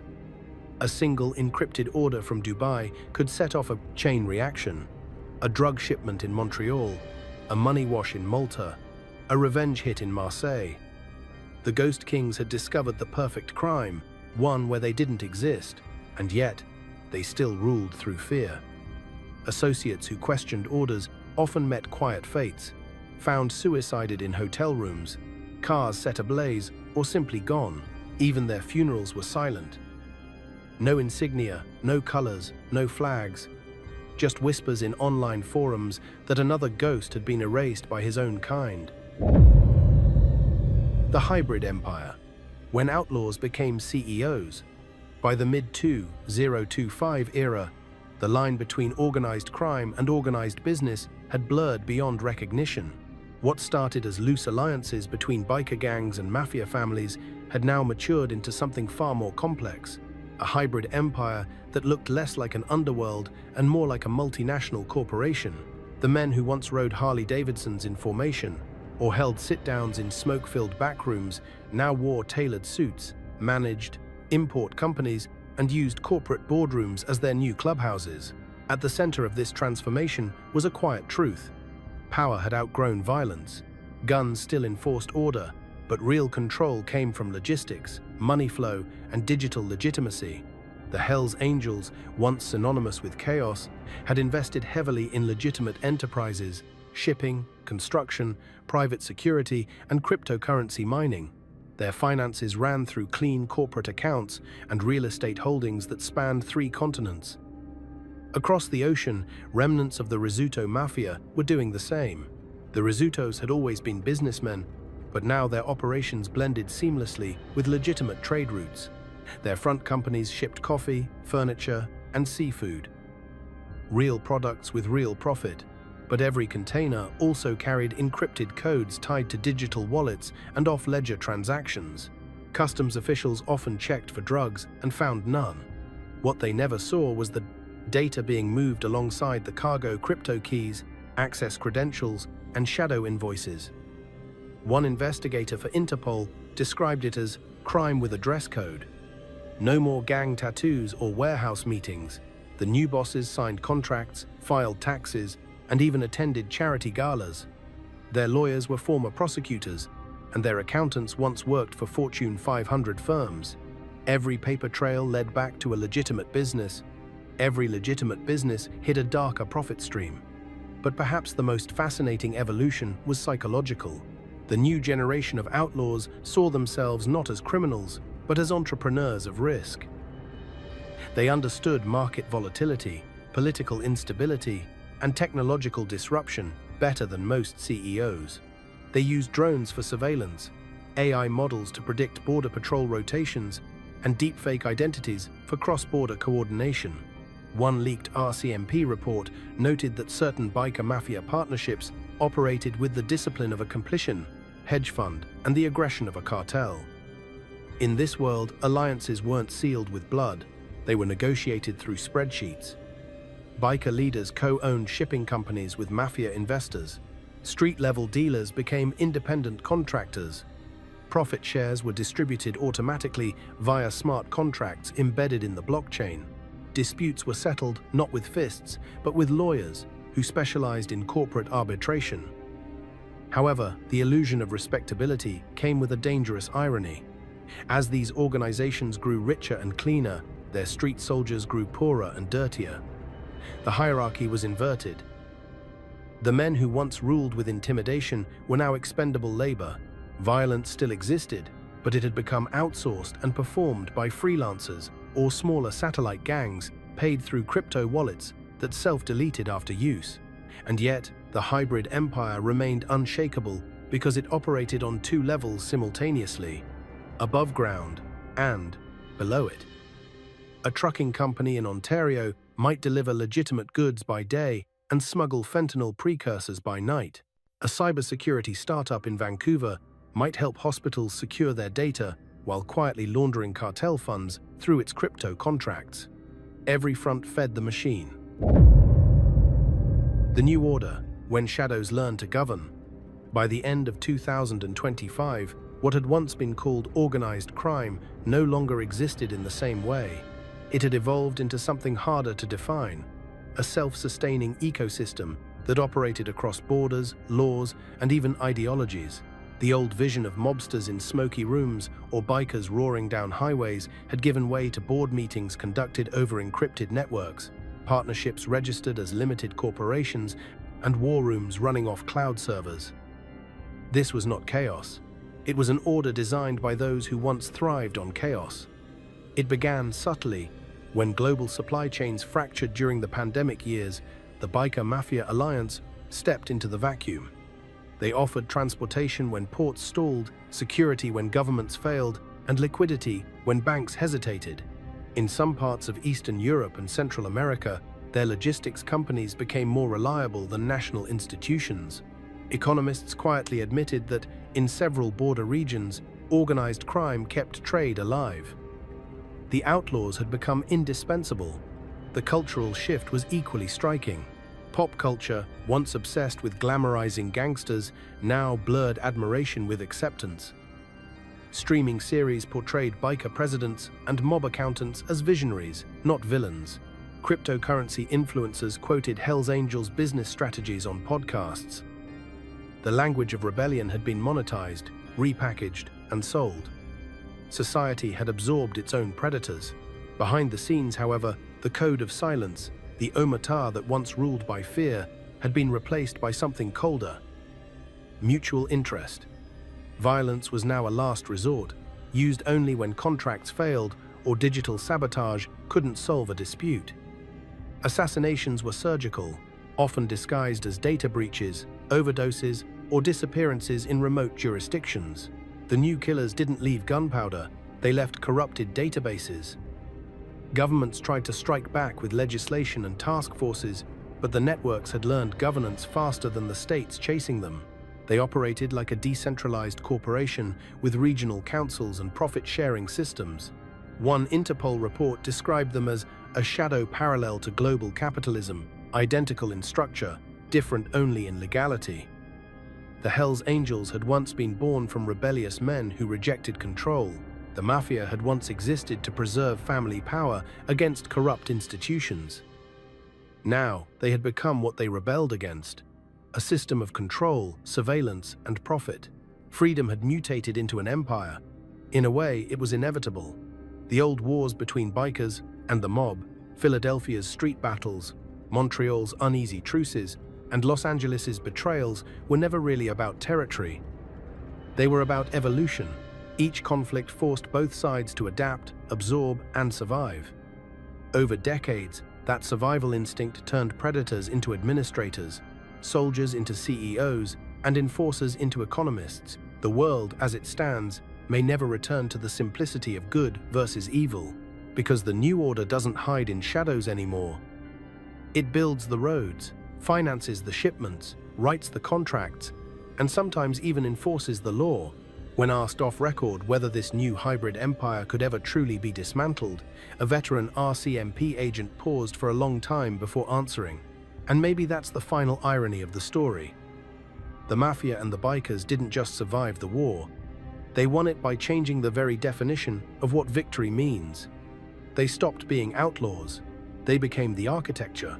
Good evening. Police in Waco, Texas had a hunch a planned weekend gathering of biker gangs would go bad, but nothing like the violence that broke out right before their eyes. Gunfire, stabbings, and vicious beatings as members of what police call criminal gangs waged battle with each other, then turned on police in a restaurant parking lot. At the edge of Texas, where the desert meets wire and law turns to rumor, a group of Hells Angels stumbled onto something too structured to be coincidence. What they'd found wasn't a rival gang, it was a machine, a $10 billion cartel empire hidden inside America's own trade routes. The Angels thought they'd seen everything the border could hide. Then they saw this.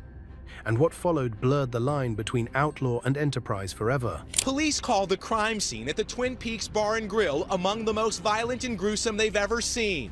A brawl between 5 rival motorcycle gangs leaves 9 dead and 18 wounded. At last count, we have 170 individuals that we have arrested. Those individuals are being charged. The border tip-off. It began with a flicker on a screen inside a Customs and Border Protection trailer. A drone picked up thermal signatures from a cluster of trailers outside Laredo. Nothing unusual until analysts saw the heat pattern. It wasn't engines, it was chemical activity. Within hours, a field report circulated through 3 agencies. The coordinates led to a warehouse complex that didn't exist in any state database. Satellite imagery showed movement at odd hours, semi-trucks entering and leaving in convoys, escorted by motorcycles. The plates traced back to registered club members of the Hells Angels. The timing made no sense. The Angels had no known charter operating that deep in southern Texas. This was cartel territory, heavily patrolled, watched, and disputed. But the patch on those jackets was unmistakable. It meant either an alliance had formed or someone was testing the limits of chaos. Local deputies conducted a quiet drive-by. From the road, it looked harmless. Metal siding, chain link, a row of shipping containers. No guards, no lights, but the smell carried industrial solvent, burning metal, a faint chemical sting. Inside, something far beyond motorcycle work was happening. The first tangible clue surfaced from a highway stop 2 towns away. A semi-flagged for a busted taillight revealed a hidden floor compartment packed with lab glassware coated in white residue. The route on the driver's GPS matched the warehouse coordinates. It wasn't random traffic, it was a supply chain. Federal units mobilized quietly. Aerial surveillance confirmed what local eyes couldn't see. Constant night activity, trucks loading under floodlights, men on bikes circling the perimeter like sentinels. The compound had its own generators, water tanks, and what appeared to be ventilation ducts leading underground. By the 3rd week, agencies had enough to act. But every time a team prepared to move, the site went cold. Trucks vanished, lights out, activity dropped to zero. Someone inside was leaking details. The pattern repeated until analysts realized the leaks coincided with internal debriefs. The network wasn't outside government reach, it was inside it. When the raid finally came, there was nothing left to seize. Empty drums, burn marks, traces of precursor chemicals, and tire grooves leading south. It looked like a cleanup operation performed by professionals. Whatever had been produced there was gone. The report ended with a single note: likely relocation to alternate facility within 48 hours. Possible link to organized motorcycle presence operating under cartel protection. The investigation could have died there, but a second drone feed picked up a new set of coordinates, a new cluster of trucks heading north, escorted by the same motorcycles. The Angels in Texas. Hey, investigator family, today we're inviting you to join our inner circle, to become more than just a viewer, to become part of our biker community. For years we've brought you the cases others won't touch. Now it's time to take that connection to the next level. Introducing our channel membership program. For just $10 a month, join the investigator family. 3 videos every single week. You watch our videos before anyone else. Exclusive early access to all videos. Days before YouTube, 100% ad-free viewing experience. And there are videos that only you can watch. But that's just where it begins. For our most dedicated members, $50 a month, you'll join our private Discord, Group A community of biker enthusiasts just like you, discussing theories, evidence, and perspectives if you won't find anywhere else, and the chance to be featured as our member of the month. In a world of sensationalized headlines and surface-level coverage, we've always dug deeper, and now you can go even deeper with us. Join our membership community today. The truth is waiting. The Hells Angels had spent decades expanding across borders, but Texas had always been their white line, drawn by the bandidos, defended with blood. That line had finally been crossed. Unlike previous incursions, this wasn't a show of dominance. It was strategic. The Angels weren't looking for turf, they were laying infrastructure. Their arrival coincided with a surge in unregistered freight companies popping up along the Interstate 3-5 corridor. Each listed identical directors, fake addresses, and capital deposits traced to offshore accounts. Behind the paperwork were bikers with no business history, but spotless legal records, frontmen built for plausible deniability. They came equipped with fleets of flatbeds and refrigerated trailers. Their cargo manifests were clean automotive parts, fertilizers, consumer goods. But weigh station logs didn't match declared loads. The discrepancies were small enough to slip through audits, yet consistent enough to signal smuggling. The Angels leveraged what they'd perfected over decades: mobility and loyalty. No one questioned a convoy of Harleys following a freight truck through rural highways. They were invisible because everyone expected to see them. While law enforcement chased desert smugglers and border mules, the Angels pushed through legal ports with commercial documentation. Each shipment was pre-cleared by brokers who didn't know they were working for a criminal enterprise. The system didn't fail. It worked exactly as designed for anyone who knew how to use it. Inside biker hierarchy, the Texas push was sold as logistics expansion. New contracts, new partners. Members thought they were moving legal freight. The truth was buried under coded terminology. Cargo 1 meant precursors. Cargo 2 meant finished pills. Maintenance runs meant resupply for labs. The chain of command kept information fragmented. No one saw the full picture except the top 3 coordinators.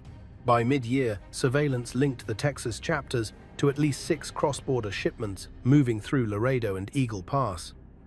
Each convoy alternated plates and manifests to avoid detection. Every route ended at a distribution node somewhere north Dallas, Tulsa, or Phoenix, where the product disappeared into legitimate supply chains. The Hells Angels had evolved from a street-level biker club into an international courier network. They had become what cartels couldn't legally build: a domestic arm hidden inside the backbone of American commerce. The transformation wasn't about rebellion or brotherhood anymore. It was business precise, scalable, and nearly invisible. What began as a single warehouse in South Texas had grown into a web stretching across 5 states. Each warehouse fed the next. Each truck ran on time. Each route carried the same unseen cargo. The angels had stopped chasing freedom and found something far more powerful: control. The $10 billion empire. The first time analysts calculated the revenue trail, the number didn't make sense. $10 billion, not potential, not street value. Actual transactional flow tied to freight routes, shell companies, and recurring bank deposits that moved in patterns too clean to be random. The empire wasn't a single gang or cartel. It was a synchronized mechanism built across borders. Mexico produced. The angels transported. Brokers laundered. Offshore firms reinvested. The system functioned like a multinational corporation. Hierarchies replaced with contracts, violence replaced with logistics. Every part of the network generated legitimate paperwork. Bills of lading existed. Customs clearances existed. It was crime disguised as commerce. At the top were importers registered under harmless categories: agricultural supplements, cleaning agents, and automotive coatings. Each import container carried legitimate products up front and controlled precursors hidden in double-layered crates. The paperwork matched. Inspectors moved on. From there, the materials reached small facilities in northern Mexico, superlabs disguised as food processing plants or mechanical workshops. Local chemists converted shipments into finished product, then sealed everything in vacuum-packed drums labeled as spare parts. The loads crossed the border under American carrier contracts signed by trucking companies that technically belonged to Hell's Angels subsidiaries.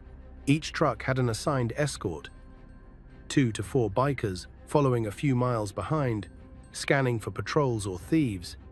The convoys ran on tight schedules, no stops longer than 7 minutes, no detours, no phones. A breakdown meant immediate cargo transfer to a standby vehicle, waiting exactly 45 minutes behind. Nothing about the operation was improvised. Once north, the freight entered warehouse circuits, stretching from Laredo to Oklahoma City, then branching east toward Atlanta and west toward Phoenix. Each facility held product for less than a day. Manifest records changed with every handoff, erasing its trail through volume. Money moved faster than the freight. Proceeds were split instantly, 30% to manufacturing suppliers, 20% to distribution. The rest filtered through investment fronts, real estate partnerships, car dealerships, even renewable energy startups. Every dollar looked legitimate by the time it hit a bank. The 10 to billion total wasn't built overnight. It was the cumulative profit from an ecosystem perfected through repetition. Every load that reached its destination fed 5 more.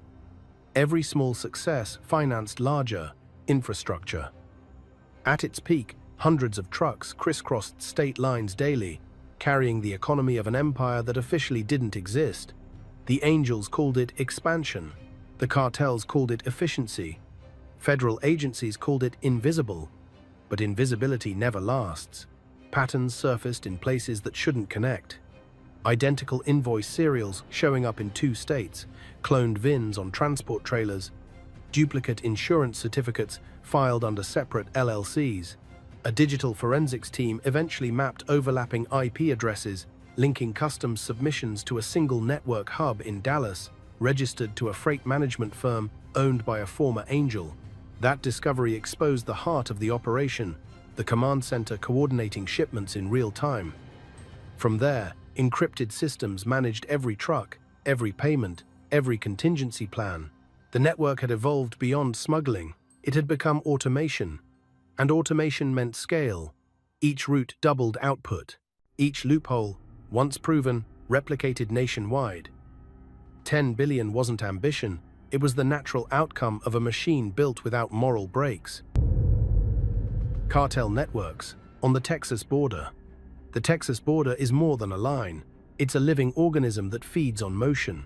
Every port, every stretch of desert road, every inspection station pulses with the rhythm of trade. Hidden inside that rhythm are arteries belonging to cartels. Sinaloa, Gulf. Jalisco, New Generation.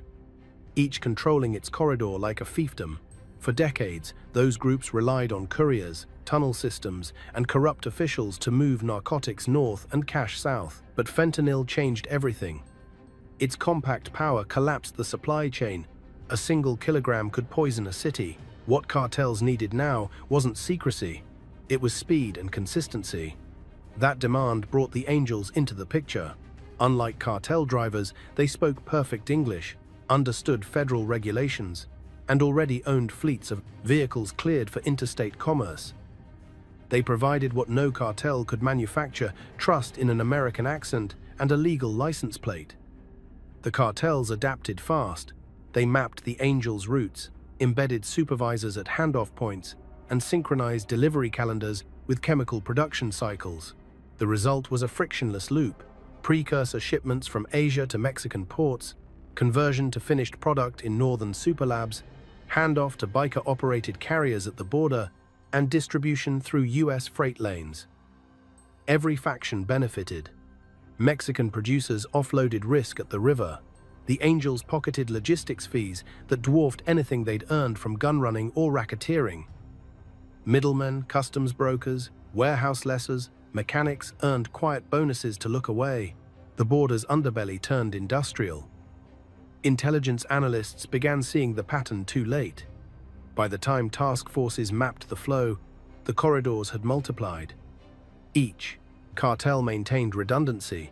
If one route closed, two others opened overnight through private crossings or legal trade lanes.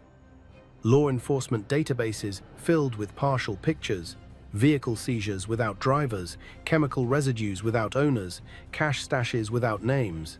The connective tissue remained hidden behind shell companies registered by lawyers who never met their clients. Every element of the empire was deniable. Even among rival cartels, territorial disputes faded because profit margins were too high to risk open conflict. They coordinated quietly through shared intermediaries: freight auditors, crypto handlers, accountants turning competition into collaboration. The border stopped being divided by allegiance and started being divided by efficiency. Texas became the preferred crossing, not because it was weak, but because it was busy. Millions of legitimate trucks crossed each year, each one a perfect disguise. The Angels learned to disappear in the noise, moving illicit freight under the cover of national commerce.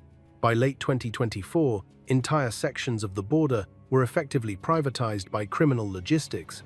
Freight yards operated around the clock, some managed by legitimate firms, others by fronts that answered to no one. The flow of synthetic drugs surpassed traditional narcotics for the first time, signaling a transformation that even seasoned traffickers hadn't anticipated. The cartels had built supply. The Angels had built delivery. Together, they created a hybrid organism that no single arrest, raid, or border wall could kill. And as agencies scrambled to respond, the machine only grew faster, learning, adapting, spreading. The unlikely partnership. Some of the Hells Angels have this afternoon gathered here for a meeting. They're not prepared to give me an interview on camera, but they've told me that they expect to obey the truce. They were addressed by the Hells Angel nicknamed Blondie, who served time as an accomplice in a double murder. He's one of the two men who signed the truce.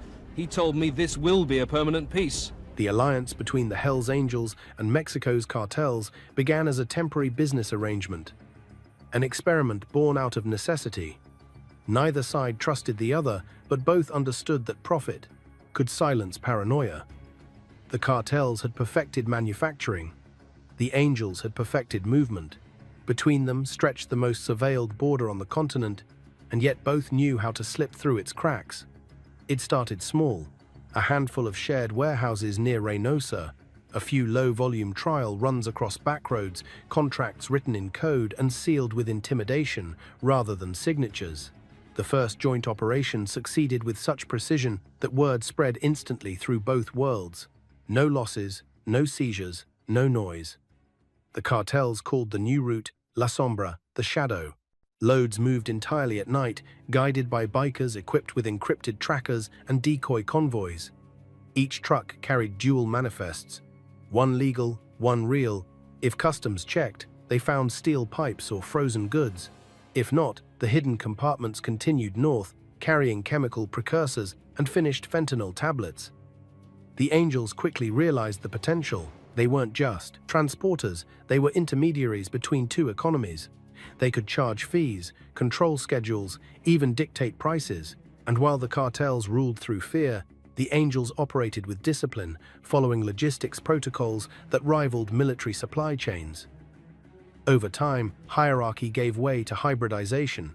Cartel couriers began dressing like bikers to cross unnoticed. Angels adopted cartel-style encryption systems for communications. Each learned from the other until the distinction blurred. They weren't allies anymore, they were components of one evolving organism. The partnership thrived because it was mutually beneficial and ruthlessly efficient. The Angels received steady revenue streams, insulated from street-level risks. The cartels gained something they had never possessed: plausible deniability inside the United States. Federal task forces struggled to connect the dots because every node looked local. But power shifts are inevitable. As the Angels' logistics empire expanded, so did their appetite for independence. They started handling shipments directly, negotiating with chemical suppliers, and quietly rerouting select loads without telling their southern partners. The profits were astronomical and the temptation too strong. When discrepancies appeared in revenue tallies, suspicion followed. The cartels sent auditors disguised as contractors to inspect U.S. warehouses. Two never returned. The Angels denied involvement, but surveillance picked up charter members overseeing nighttime disposals in desert fields near Zapata County. The message was clear. The partnership had an expiration date. Still, both sides pressed on, because dismantling the network would mean destroying the golden vein that fed them. Each month of cooperation brought in hundreds of millions. Every truck that crossed successfully reinforced the illusion that nothing could go wrong. But the cracks widened. Smaller gangs, remnants of regional clubs, splinter cartels began exploiting the chaos, hijacking shipments and stealing product. What followed was a string of retaliatory killings disguised as highway accidents. Burned-out vehicles became warnings to anyone who interfered. The partnership that began as a business deal had mutated into a silent war of control. The cartel wanted obedience. The Angels wanted autonomy. Neither was willing to bend. And as both sides quietly sabotaged one another, the empire they had built together began to feed on itself, an unstoppable machine grinding down everyone inside it. Fentanyl, superlabs, and the supply chain fentanyl, it was a revolution, disguised as powder. Its strength made smuggling simple, its profit margins obscene, and its chemistry impossible to contain. The cartel laboratories in northern Mexico were no longer hidden shacks or jungle huts. They were industrial plants camouflaged as agricultural facilities, each capable of 10-bound, producing hundreds of thousands of counterfeit pills per day. Production lines ran around the clock. Stainless steel tables, industrial mixers, tablet presses, all staffed by technicians who understood chemistry better than law enforcement understood their enemy. Once refined, the fentanyl base was pressed into pills indistinguishable from legitimate pharmaceuticals. The market didn't just want drugs, it wanted safety in appearance. Counterfeits offered that illusion. The pills looked professional, stamped, polished, and neatly bottled. Only chemical analysis revealed their potency doses hundreds of times stronger than morphine. The distribution system feeding these pills into the United States was a logistical marvel. It operated with layers of redundancy, secrecy, and automation. The Hells Angels managed the northbound movement using the same methods that had once made them legends of endurance riding: coordination, timing, and absolute control over their own roads. Convoys of semi-trucks rolled through the night, some escorted by bikers, others running silent with GPS trackers. Each truck contained dual cargo, legitimate goods above, death beneath. Barrels labeled as industrial lubricants concealed vacuum-sealed fentanyl pills. Containers of powdered cement masked precursor residue. Every truck that crossed without inspection meant millions gained. The routes varied constantly. One week, shipments passed through Eagle Pass under the guise of frozen seafood. The next, they moved through El Paso, labeled as mechanical parts. The speed of adaptation kept law enforcement reactive, never predictive. The scale was staggering. By mid-2024, analysts estimated that nearly 60% of all fentanyl entering the United States was tied, directly or indirectly, to logistics chains operated or influenced by the Hells Angels network. What began as partnership had evolved into domination. The cartels still controlled manufacturing, but they were losing grip on distribution. The Angels' infrastructure inside the US gave them leverage that Mexico couldn't match. They controlled warehouses, trucking firms, and the last mile of delivery. It wasn't about selling drugs anymore. It was about owning the path drugs traveled on. The superlabs kept growing, feeding an insatiable market. When one shut down, another rose within days, using the same machinery and even the same workers. Each was protected by layers of corruption and armed security. Chemicals arrived from Asia, disguised as cleaning solvents, filtered through legitimate shipping companies, and processed within 48 hours. By the time law enforcement traced a single batch, it had already been reproduced 1,000 times over. Each variant slightly altered its chemical fingerprint, making identification almost meaningless. The DEA could seize shipments by the ton, but statistically, it made no difference. Supply exceeded interception by orders of magnitude. Inside the Angels network, the trade was treated like a military campaign. A driver who missed a checkpoint by more than 10 minutes was flagged for replacement. Each convoy had backup vehicles, alternate drop points, and coded communication channels that changed weekly. From afar, it looked like chaos. Up close, it was precision, a mechanical rhythm running beneath the illusion of disorder. And while governments debated policies, the product kept moving. Trucks rolled, money flowed, and the invisible empire expanded further into the heart of America. The cartel's poison had found its perfect courier, and the Hells Angels had found their billion-dollar evolution. The raid, confrontation. The strike unfolded before dawn. No warning, no noise until the first rotor blades cut through the desert air. For months, surveillance teams had pieced together data from phone pings, bank transfers, and satellite imagery, all pointing to a warehouse complex near Zapata County, one of dozens suspected of funneling fentanyl shipments into the US network. The operation's precision left no room for error. Every agency involved wanted a headline. Every officer knew the cost if it went wrong. At 4:12 a.m., tactical units rolled into position. The compound looked unremarkable. Corrugated steel walls, half-buried containers, and the faint smell of fuel. But behind those walls ran a 24-hour system forklifts, pill presses, barrels of chemical residue, and a logistics hub tied to more than 100 trucks across the state. The Hells Angels had fortified it without drawing attention. Motion sensors lined the fence. Cameras streamed to a cloud network routed through servers in Nevada. The first breach was surgical.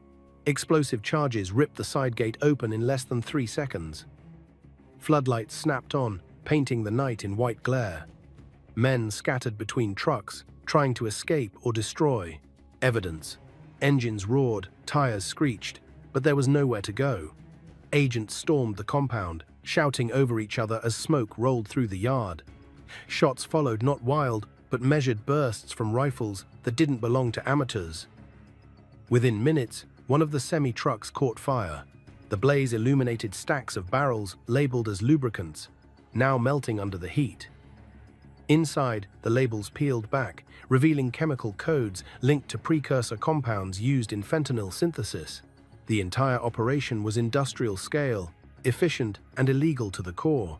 A second breach hit the rear storage wing, uncovering counterfeit pill molds and conveyor systems designed to mimic pharmaceutical packaging. Each press could produce thousands of pills per hour. The Angels weren't just distributing, they were manufacturing inside American soil.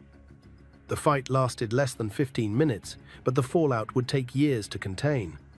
27 suspects were detained: truckers, technicians, and armed security. Several wore unmarked biker cuts.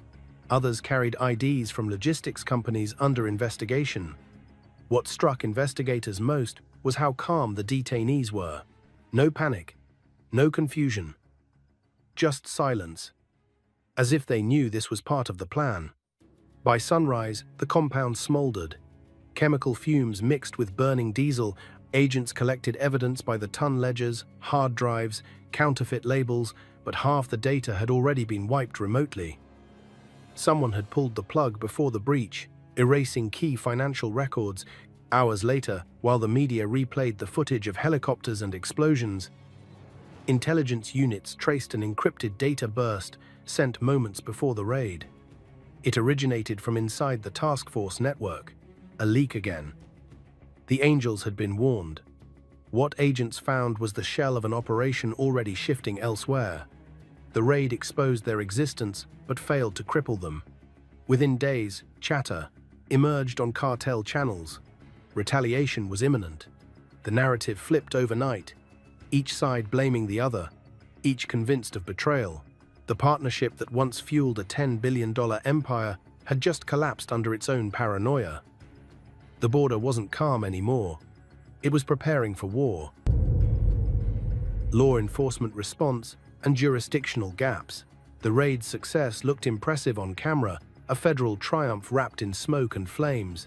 But behind the press briefings, the reality was chaos. Multiple agencies claimed oversight. No one had full jurisdiction. The DEA led narcotics enforcement, Homeland Security monitored logistics, ATF tracked weapons, and local sheriffs managed arrests. In theory, coordination worked. In practice, it fractured the moment evidence hit the chain of custody. Files duplicated, reports contradicted, warrants overlapped. The same suspects appeared in 3 different databases under 3 case numbers. When investigators tried to align timelines, they discovered that each agency had been tracking the same operation independently, unaware that their targets were identical. The result was bureaucratic fog, a perfect shield for the criminals still at large. The legal system stumbled next. State prosecutors argued for local authority since the seizures occurred within county lines. Federal courts demanded extradition for interstate crimes. Trials delayed, evidence misplaced. Detainees released under technicalities. The raid had delivered optics, not resolution. Meanwhile, retaliation began creeping north. Within a week of the operation, 2 freight depots affiliated with Angel-linked companies caught fire. Arson investigators confirmed accelerants consistent with fuel-grade mixtures used in Mexican sabotage operations. Days later, border officers intercepted a van loaded with explosives headed toward a rival cartel's safe house.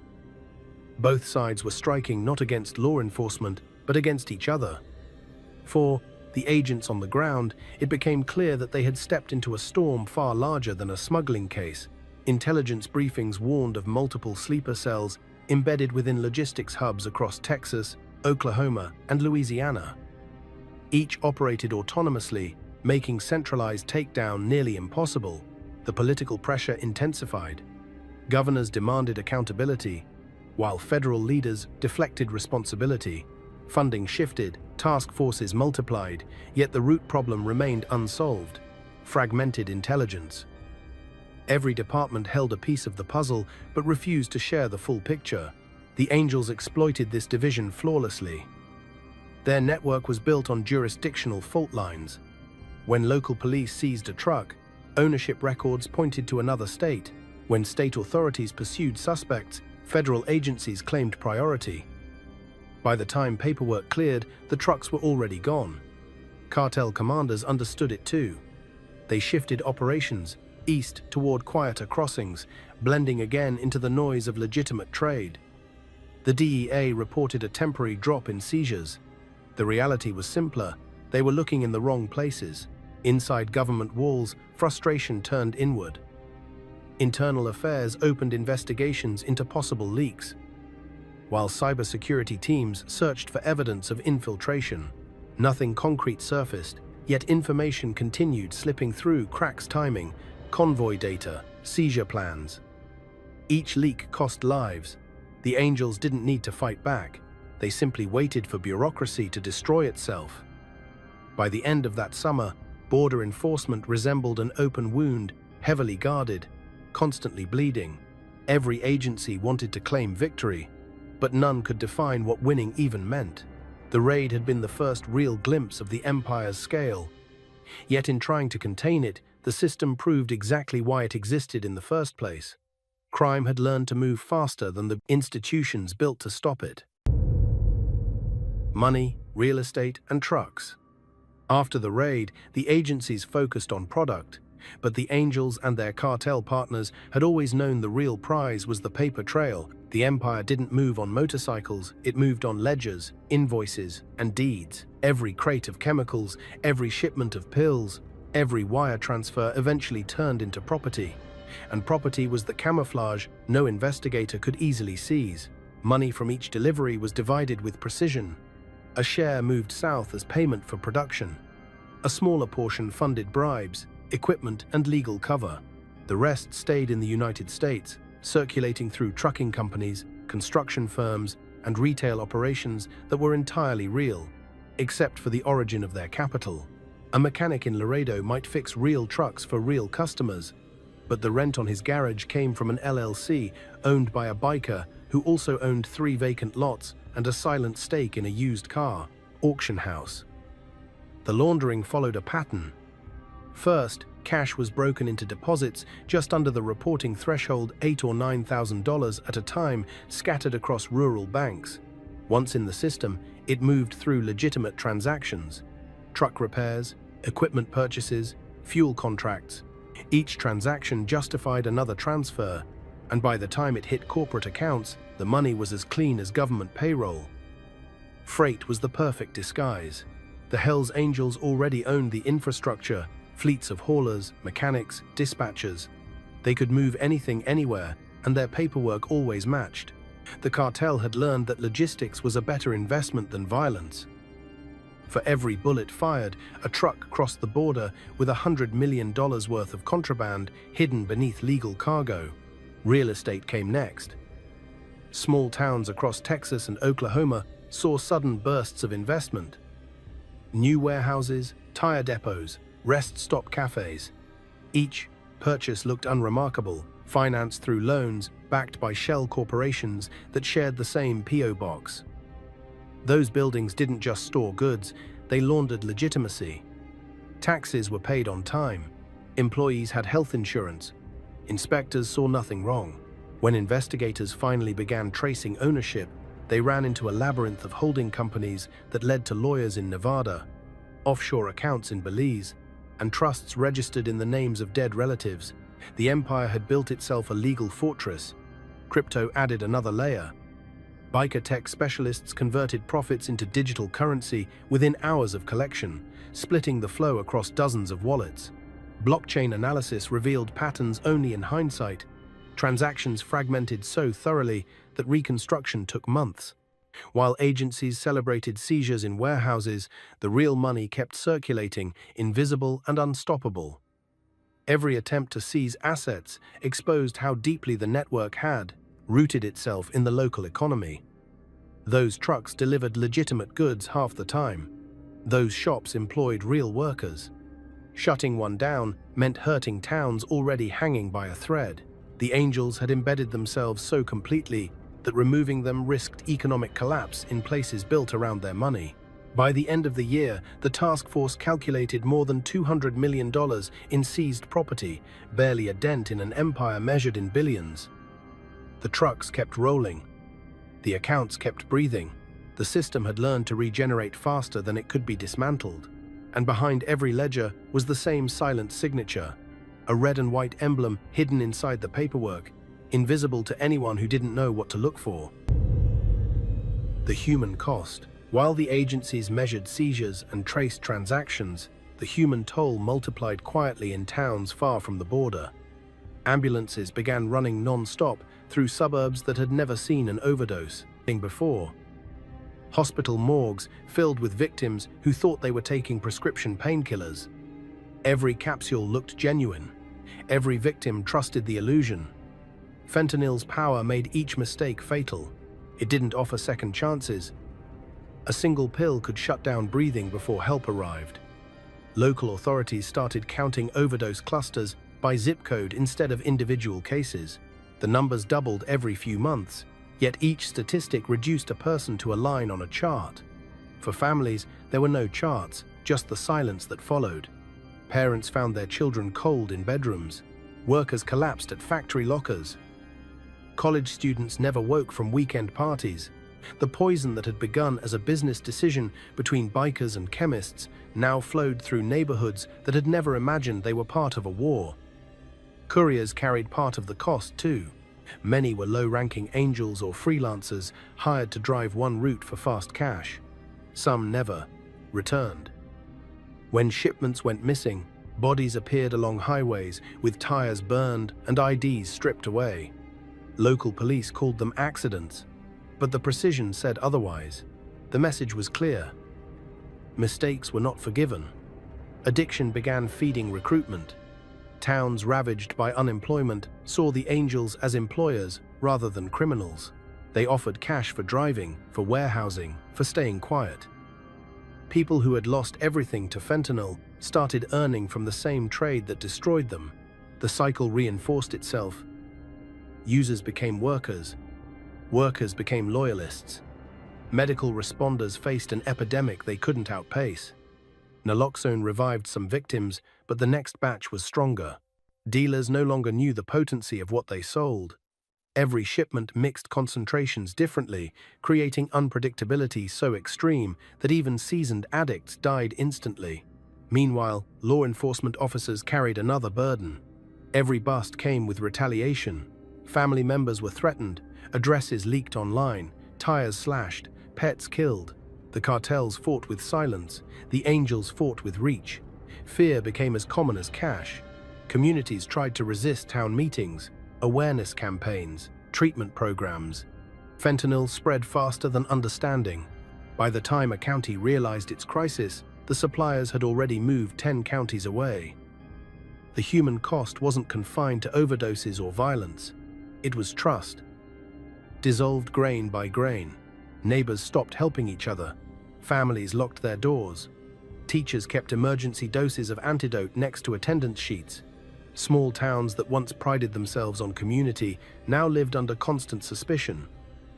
The Hells Angels and the cartels had built their empire on speed and logistics.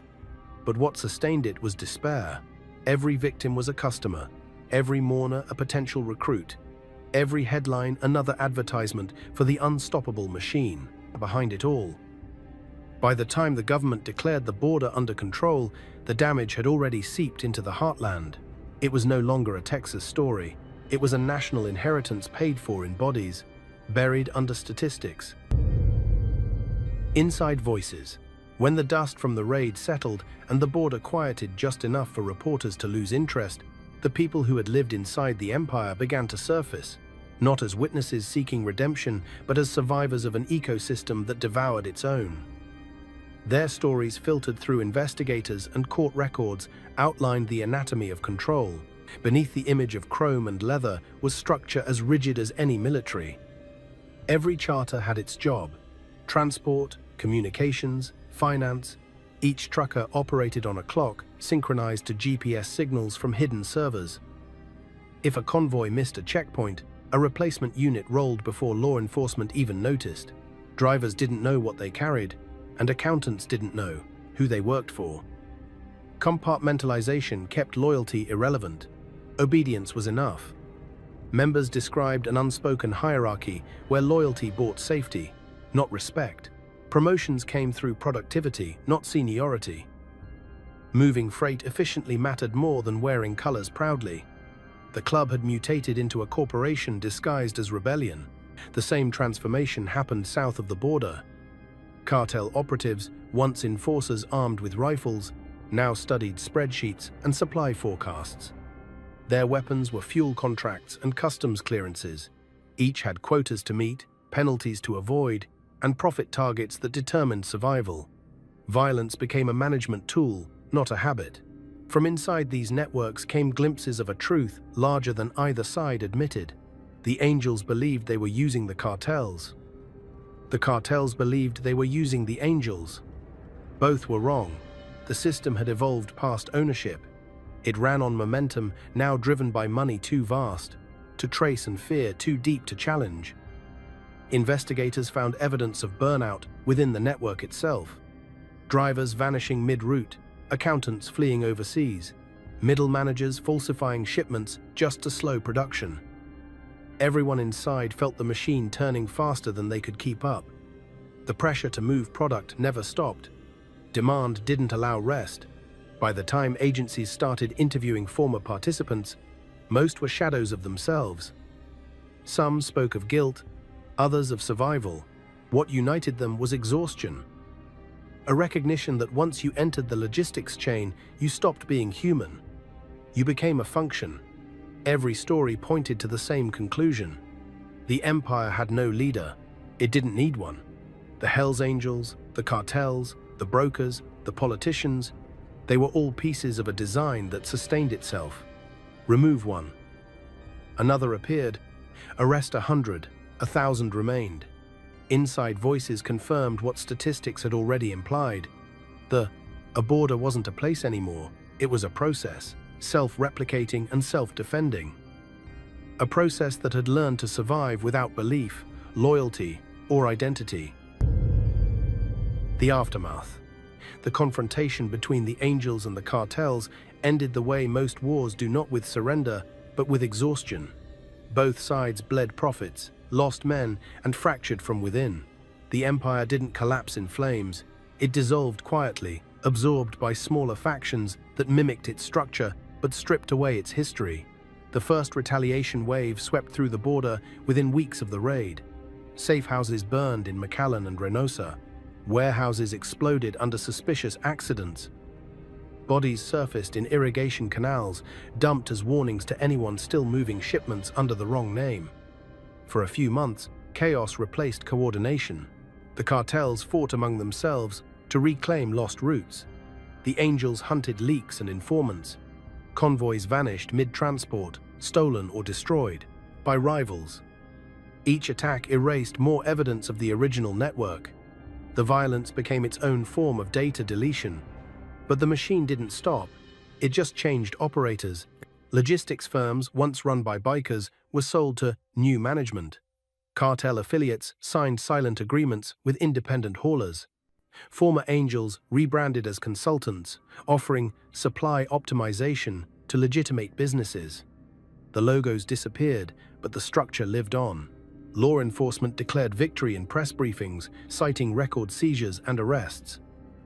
Behind the podium, agents privately admitted the truth. They had disrupted the visible layers, not the foundation. The pipeline had too many entry points, too many partners, too many motives. For communities along the border, life returned to something resembling normal. Warehouses reopened under new names. The same trucks rolled through, cleaner now, but carrying the same promise of profit. Locals didn't ask questions they needed. The jobs. The economic footprint left behind by the Angels and the cartels had become part of survival. The aftershocks extended beyond Texas. New corridors opened through Arizona and New Mexico. Small biker crews filled the vacuum, forming temporary alliances with regional traffickers. None reached the scale of the original empire, but all borrowed its blueprint: decentralization, logistics precision, financial camouflage. What had begun as a criminal conspiracy ended as a template for modern trade. The Angels had proven that any system could be infiltrated, any bureaucracy exploited, any economy weaponized. The cartels learned the same lesson and refined it further. By the following year, intelligence analysts warned of a new phenomenon: micro-networks operating independently, yet synchronized by the same principles that once defined the Texas operation. No central command, no signature violence, just endless motion. The war between the bikers and the cartels was over, but its legacy remained alive in every truck that crossed the border unnoticed, every business that prospered too quickly, every overdose that never made the evening news. The border had adapted. So had crime. The bigger picture. By the time the dust cleared, it was obvious that Texas had only been the testing ground. The empire that merged outlaw bikers and cartel logistics had revealed something more dangerous than drug routes. It had shown how organized crime could operate like a global corporation inside the framework of legitimate capitalism. Across North America, echoes of the same structure began surfacing.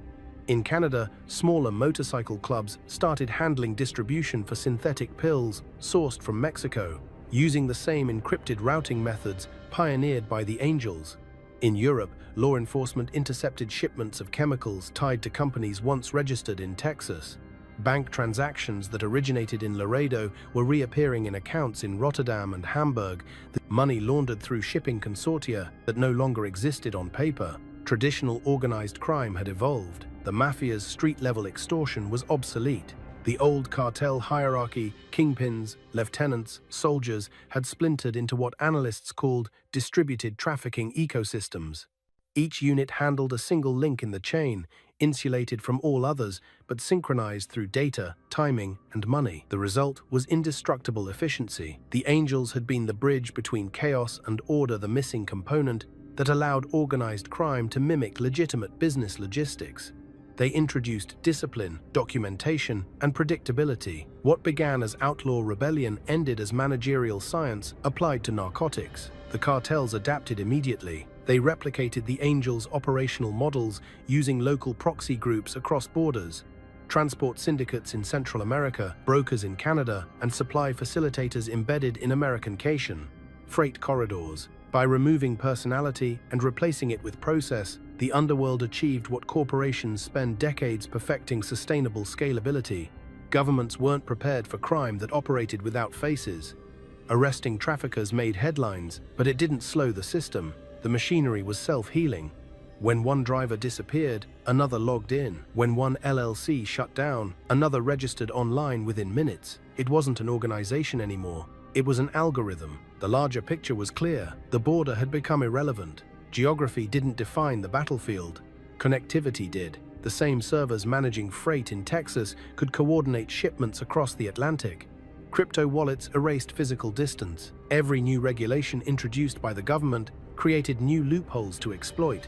Every layer of bureaucracy added a layer of invisibility for those who understood how to weaponize it. The Angels were no longer just a motorcycle club. They were the prototype of a new criminal era. Their failure in Texas wasn't an ending, it was a manual. A lesson written in logistics, adopted by the very forces that replaced them. The border didn't stop the trade, it only redirected it. The empire they built had fractured, but its design survived, copied, automated, and multiplied across continents. In the bigger picture, the Texas confrontation wasn't just a crime story. It was a mirror reflecting how civilization itself had made trafficking inevitable. The tools that made commerce efficient, speed, connectivity, deregulation, had also made criminal economies unstoppable. Policy and the future of the border. After Texas, Washington scrambled for answers. Committees formed, task forces expanded, and statements flooded the news cycles, each one promising tighter control. But control wasn't the issue. The problem was design. The border was built for a world that no longer existed. It functioned like a checkpoint, not an ecosystem. Every inspection, every line of paperwork, every enforcement agency operated as if it were still the 20th century, a time when criminals smuggled goods across lines rather than weaving them through trade itself. The Angels and their partners had exposed the flaw, a border policed by geography, but breached by process. Reform started with visibility. Analysts pushed for unified databases linking federal, state, and private sector logistics systems. Freight tracking went digital. Customs adopted AI screening for cargo inconsistencies. Banks faced new anti-laundering rules demanding real-time reporting of unusual deposits. It was progress on paper. In reality, the changes were slow, and the traffickers were faster. Policymakers faced a dilemma. Every new regulation strained legitimate business, while the criminals adapted instantly. The border wasn't just porous to drugs, it was porous to bureaucracy. Each layer of red tape created intermediaries, contractors, and loopholes ripe for exploitation. To close them required collaboration that governments rarely achieved. Intelligence agencies shared little, jurisdictions clashed, international cooperation depended on politics. And while authorities argued over definitions, the flow of product continued, uninterrupted, and largely unseen. The lesson became hard to ignore. Stopping crime at the border was impossible without fixing what lay beyond it. Local economies depended on trade volume that traffickers exploited, The same trucks carrying fentanyl also carried the region's lifeblood produce, fuel, manufactured goods. Shutting down routes would cripple communities as surely as the drugs did. The only viable defense was integration, not walls, but information. Real-time data sharing across agencies, cross-border transparency between governments, financial monitoring that treated every dollar as traceable code rather than paper. A digital border, not a physical one, but it required trust, and trust was the one currency none of the institutions involved possessed anymore. The future of the border hinged on something uncomfortable, acknowledging that enforcement alone could never win. As long as the economics remained unbalanced, someone would always rebuild the next version of the empire. In response, new initiatives emerged quietly. Specialized logistics audits, blockchain traceability for supply chains, partnerships between tech firms and border authorities.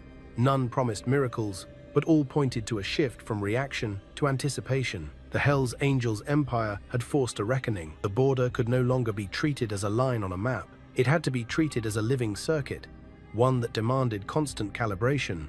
Whether governments learned fast enough was uncertain. What wasn't uncertain was this: the Texas story had proven that modern crime didn't need guns to conquer nations. It only needed paperwork, patience, and perfect timing. And on that front, it was still winning.